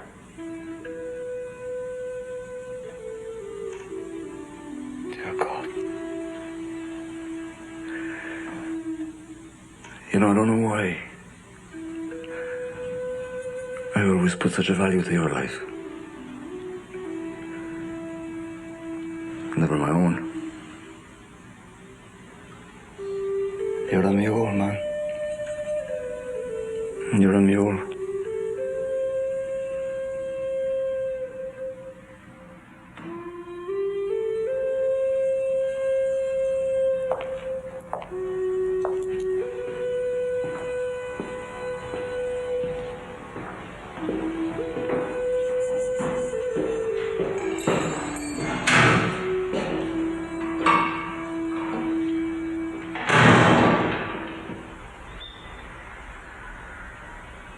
We'll not let him hang. We must do something. What? Rouse the MacDonalds. March on Fort William, Michael. Why not? You're talking nonsense, girl. I agree. You're not a fighting man, Mr. Balfour. You say so yourself. No, but I flatter myself that I have a brain. Now, if we Mr. Balfour. Wait! If we can contrive to give Alan the means, I believe he can effect his own escape. That's true. In the hands of such a man, a pistol or a dirk. Well, it'd be as good as a key to him. But how? Are you known by sight to any at the prison? No. Nor am I. Now, if we can stop quarrelling for 1 minute, then perhaps we have a chance.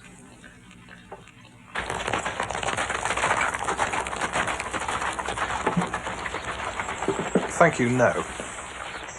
I have a question, Mr. Reed, to which I demand an answer. The man you shot. In self-defense? Was he the murderer of Campbell the Red Fox? He was. Did you pay him to do it? Naturally. God. And this is the way you serve King George. I serve the king as the king would wish to be served. Efficaciously. Faults? Come of a good family, but alas, not one endowed with much in the way of money.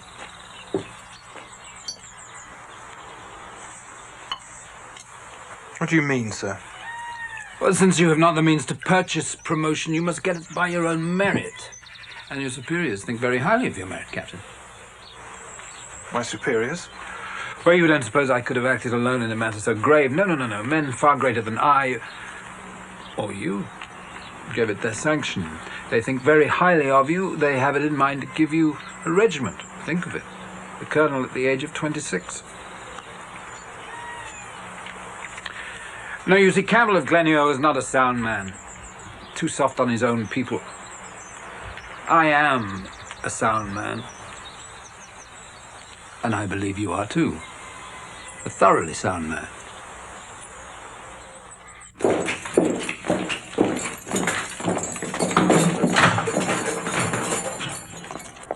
James of the Glen, you are summoned to trial.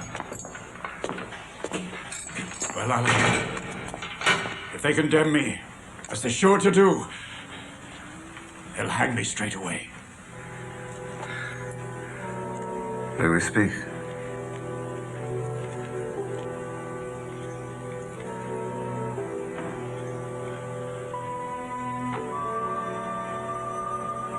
I never knew you lost for words. It's not the end, Alan. We'll carry on our quarrels in a better place than this. It's time. Trust in God, Alan! His mercy and his justice!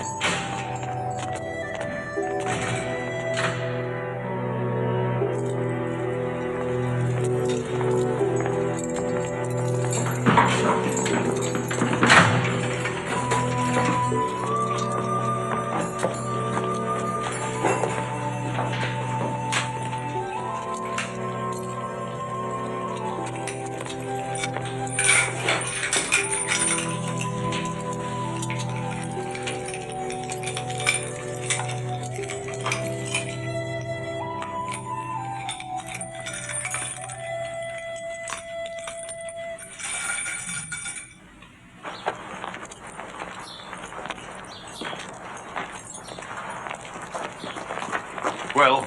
It's no good. They've taken him from the prison. Listen to me! Listen to me, all of you! Listen to me, I say! Hear the word of God in the 35th Psalm. Plead thou my cause, O Lord, with them that strive with me, and fight thou against them that fight against me. Let them be confounded and put to shame that seek after my soul. Let them be as dust before the wind, for they have laid their net to destroy me without cause. False witnesses did rise up. They laid to my charge things I knew not. Oh, deliver my soul from the calamities which they did bring on me.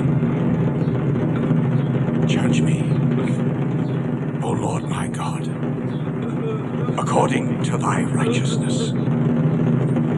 Man that is born of a woman hath but a short time to live, and is full of misery. He cometh up and is cut down like flock. He fleeth as it were a shadow.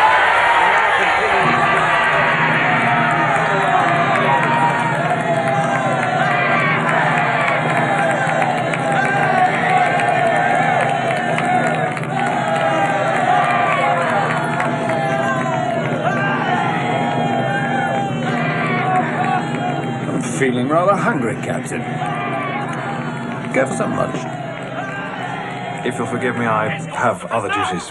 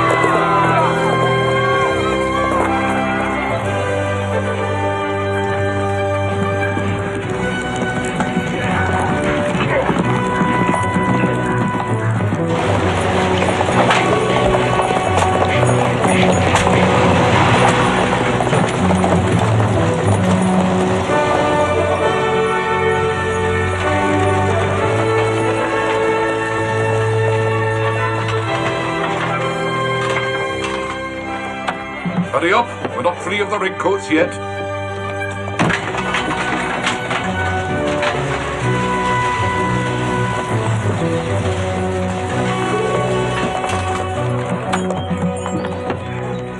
Now, the sooner you're in the lowlands, the better for you and for me. With a coach, we could bring them there in a few days. We've done enough. More than enough. Go home and lie low. Devilish low. We'll cross the firth by the Bridge of Stirling. Aye. Most likely. Good luck, Mr. Stewart. Mr. Balfour. I hope we may meet again someday. I hope so too.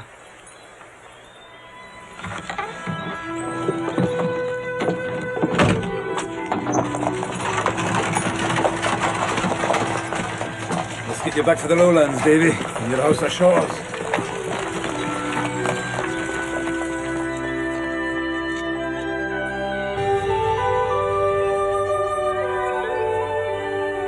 It's a fine country. You don't think so, David? It's a wilderness. You lowlanders.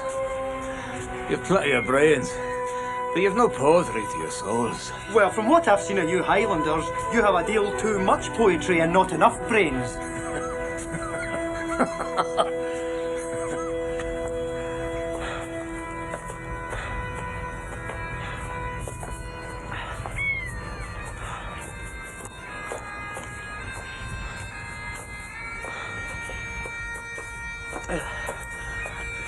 That's the hue of Corinaki.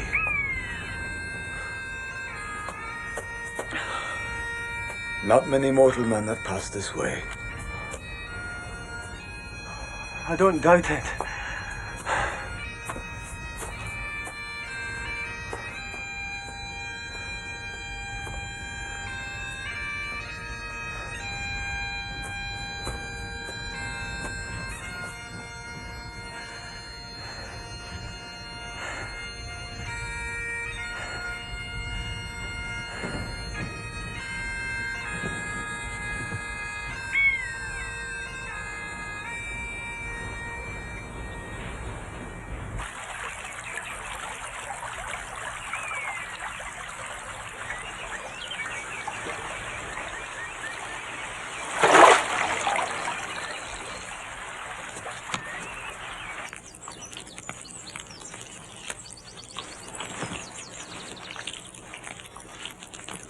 Really excellent. Very good. Could do with a little salt, but it's very good.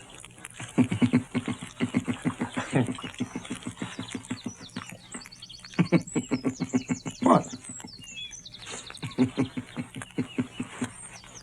It could. It could do with salt. You're better than a tonic to me. Sometimes I don't understand you at all. I've often observed.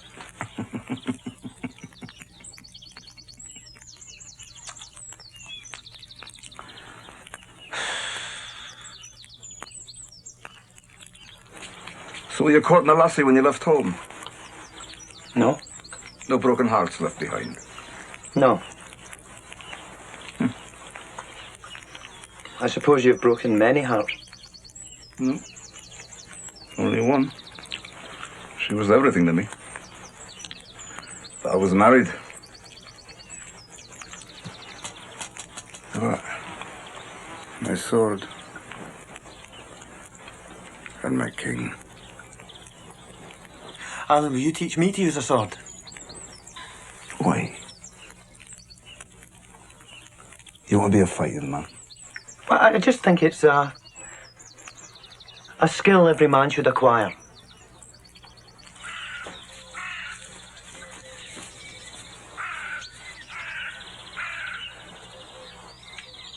En garde.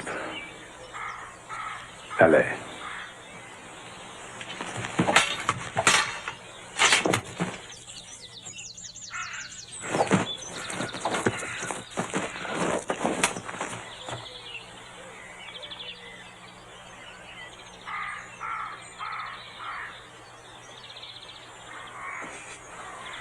Not a great beginning.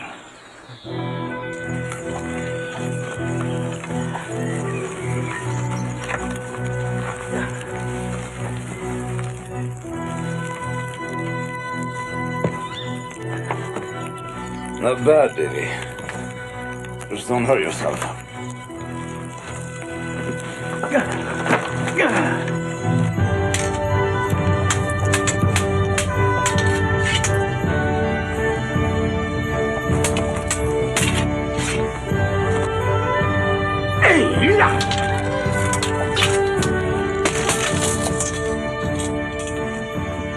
Oh, you have more weapons than me. Brains.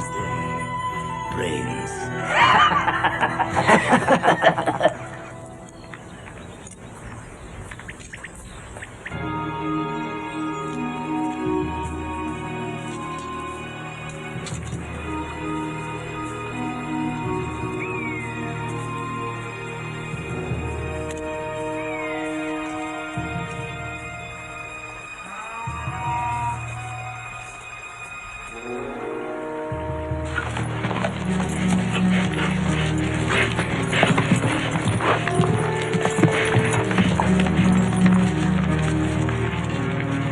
They're over there, just beyond the hill.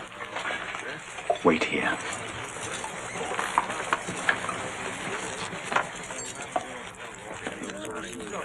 Captain, they've been sighted. Where? About 2 miles to the north. Sergeant? Sir! Fall in the men. Sir! Stand to, men! Stand to! First company! Withdraw your pickets! There we are, Captain. Company, come up here! Patience and perseverance. Look about it now! Powder, shot, bandits!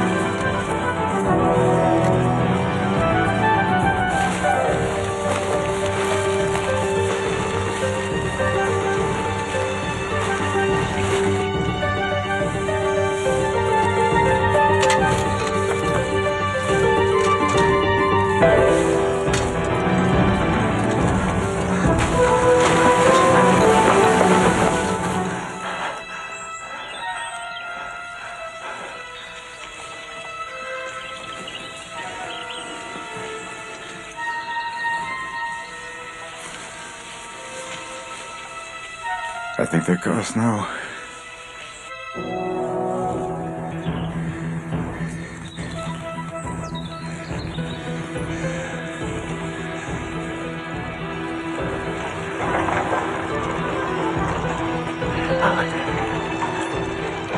There's McDonald's College.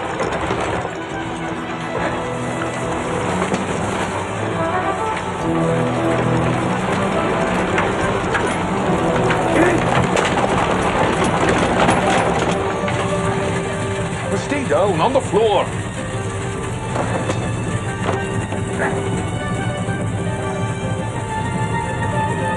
Stand to, men.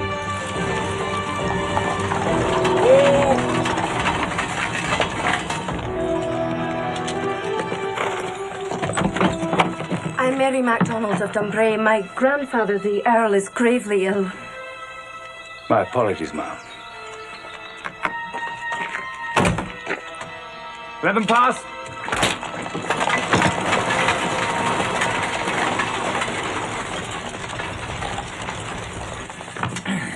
Young goat, your timing's impeccable. It's Mary you have to thank. I said it could cost us our necks. I said Alan Breck needed no aid from us, but she wouldn't have it. Grandfather. Mr. Balfour's health, it seems, is her great concern.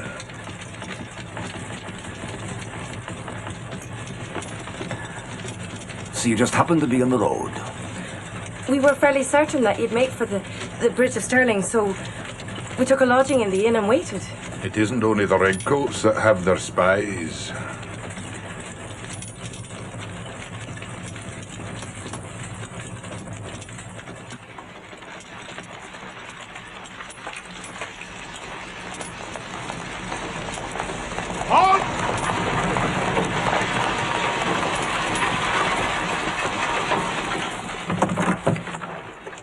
devil are you at? Let me pass.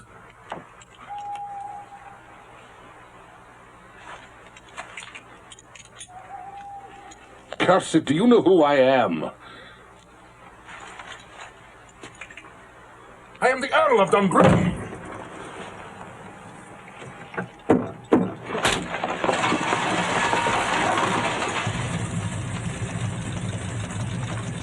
We're almost safe, Grandfather.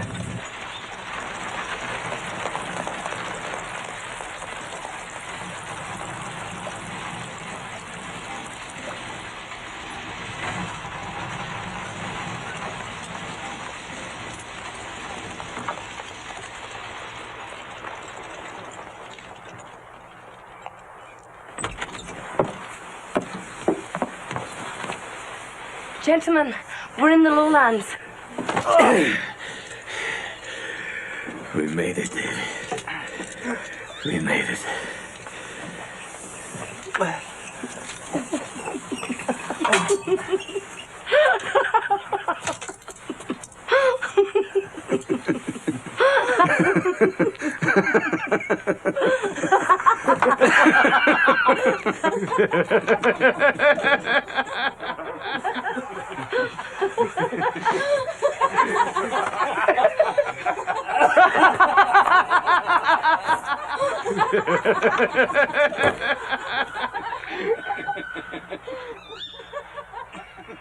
The Earl passed by several hours ago.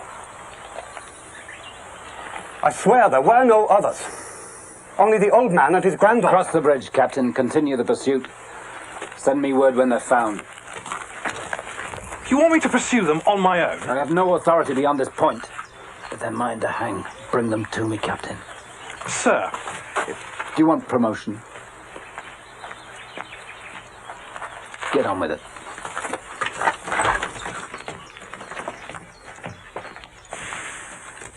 Go and catch a falling star.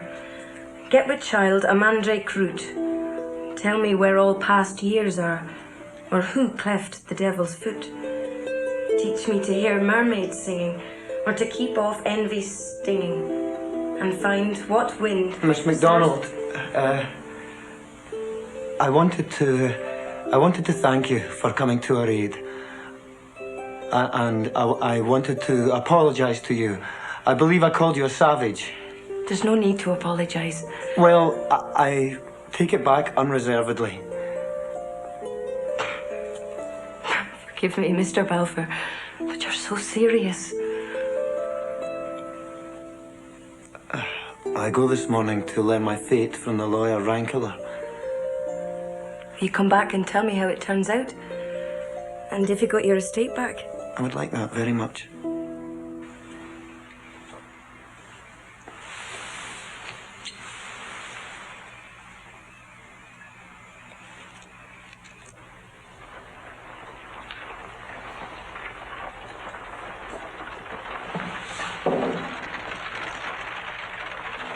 So, you're bound for France. Aye.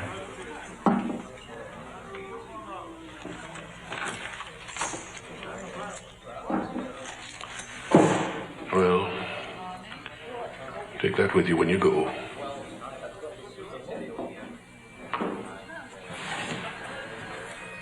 Don't gawk, man. Take it. And you can tell His Majesty he still has loyal friends among the MacDonalds of Dunbray. Will you shake the hand of an Upland steward?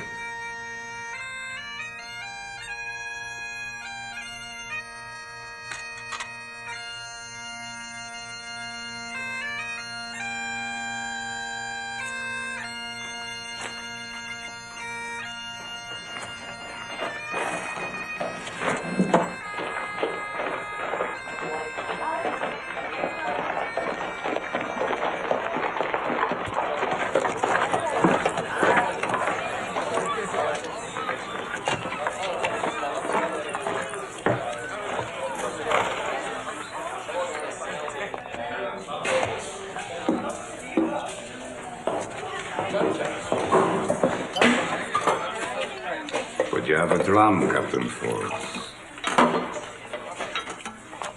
What would we drink to? The future and the demise of Mr. William Reed.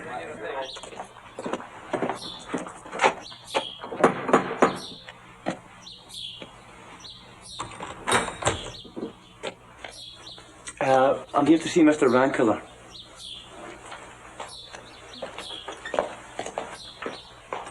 There is no great mystery, Mr. Balfour, and there was no great wrong. Until your uncle's wicked attempt at kidnap, at which I still shudder. Your father, Alexander Balfour, and his brother Ebenezer both fell in love with the same lady, a Miss Pitaro. My mother? Aye, your mother. The estate of Shaws is entailed. Do you know what that means? I know, sir. It means that it can never be sold, but must be passed on entire from generation to generation. Now, your father was the firstborn son. I discovered that. He therefore inherited Shaws. Your uncle Ebenezer had nothing, except the misguided affection of Miss Pitaro, which he used to force a bargain.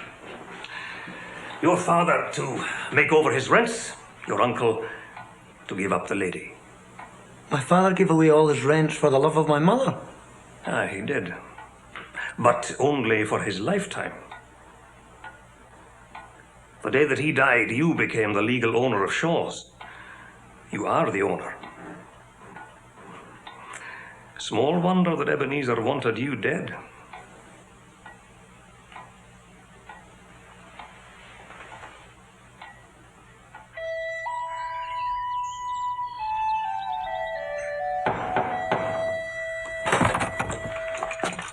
That's a civil welcome indeed. One step nearer, you're a dead man, Mr. Highlander. And a civil speech to go with it? Let it go. I just come for a business. As I said. You did not say what? There's been a lad. He was cast up on the shores of Ardamurcan. Alive? Oh, certainly alive, sir. David Balfour. Tedious, long business to nurse the boy back to health. It was a great expense. Aye, no doubt. Just say on, Mr. Highlander. Well, sir, a man's a fool to be spending his money in that way, eh? Without giving a thought to a return. We return? Well, that's true. Well, we agree together there, Mr. Highlander. It just come to my mind, you might pay a wee bit more to have him dead. Just what put that into your mind? Well, there was something he let slip, sir, when the fever was on him. You did have him kidnapped. Aboard the brig. For 60 guineas. 60 guineas? Aye.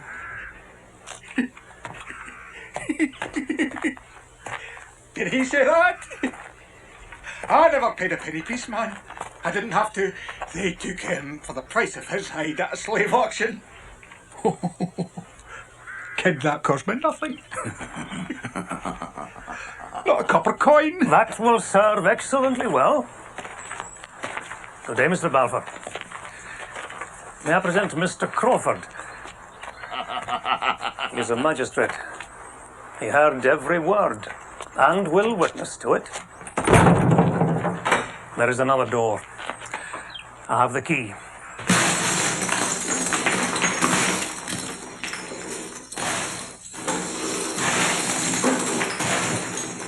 Mr. Balfour, take your hands off that money, sir. It is not yours. He can take my rents. He can't take my gold, not the gold I've saved. That's not what the law says. He can't take my gold. The law in this case states that any monies derived from the estate which are unspent remain the property of the estate. No, it's a lie. It's a damnable lie. In short, sir, every penny you've scrimped and hoarded through your miserable life belongs to your nephew, David Balfour.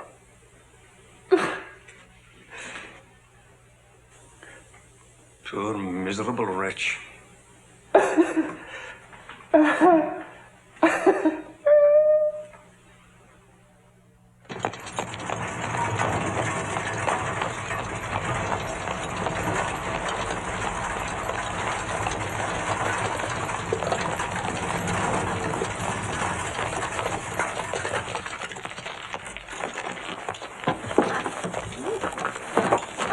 a boat waiting nearby to take them to France. With your permission, we must proceed on foot. Form columns. Forming columns! Forward. Double forward!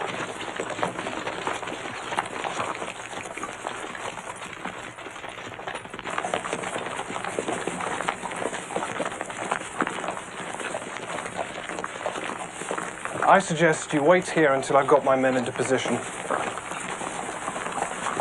Trust there'll be no more mistakes, Captain. You can be sure of that, Mr. Reed.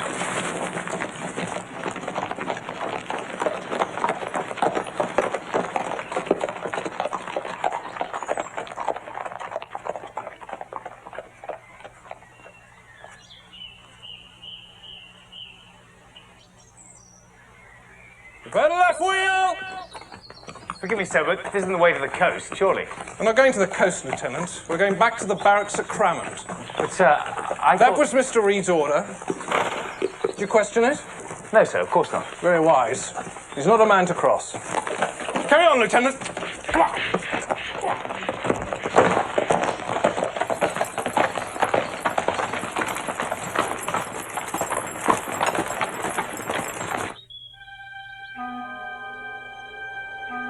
Mr. Reed.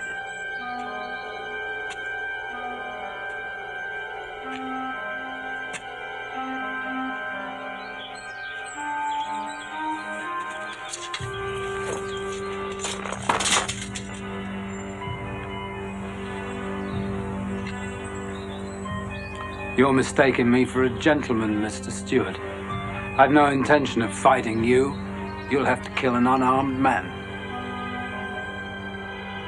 And I wonder which is the greater, your sense of honor or your hatred of me. Good day to you, Mr. Stewart.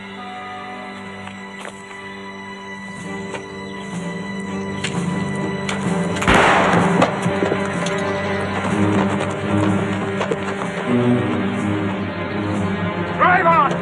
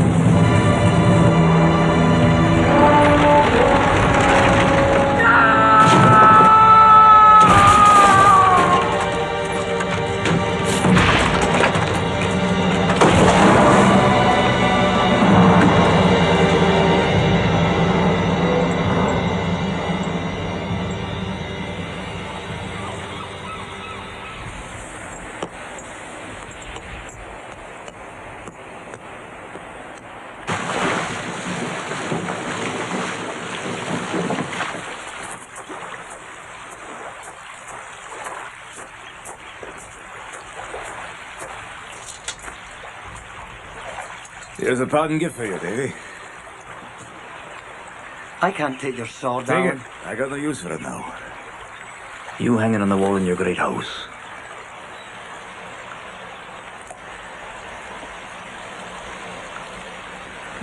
No doubt you'll be having sons now.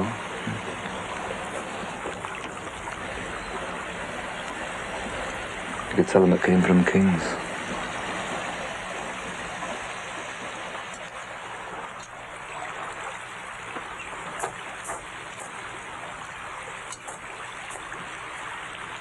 You've acquired some poetry to your soul now.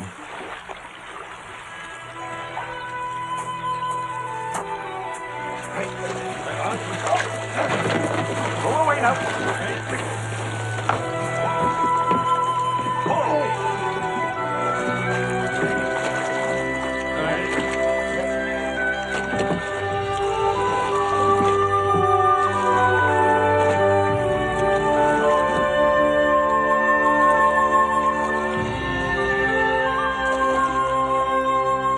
Alan Breck-Stewart and David Balfour never met again. Alan went on to have a distinguished career in the French army. He died in Paris at the age of 65. David Balfour married Mary MacDonald, and Alan was right. They did have sons. They were neither Highlander nor Lowlander. They were Scots.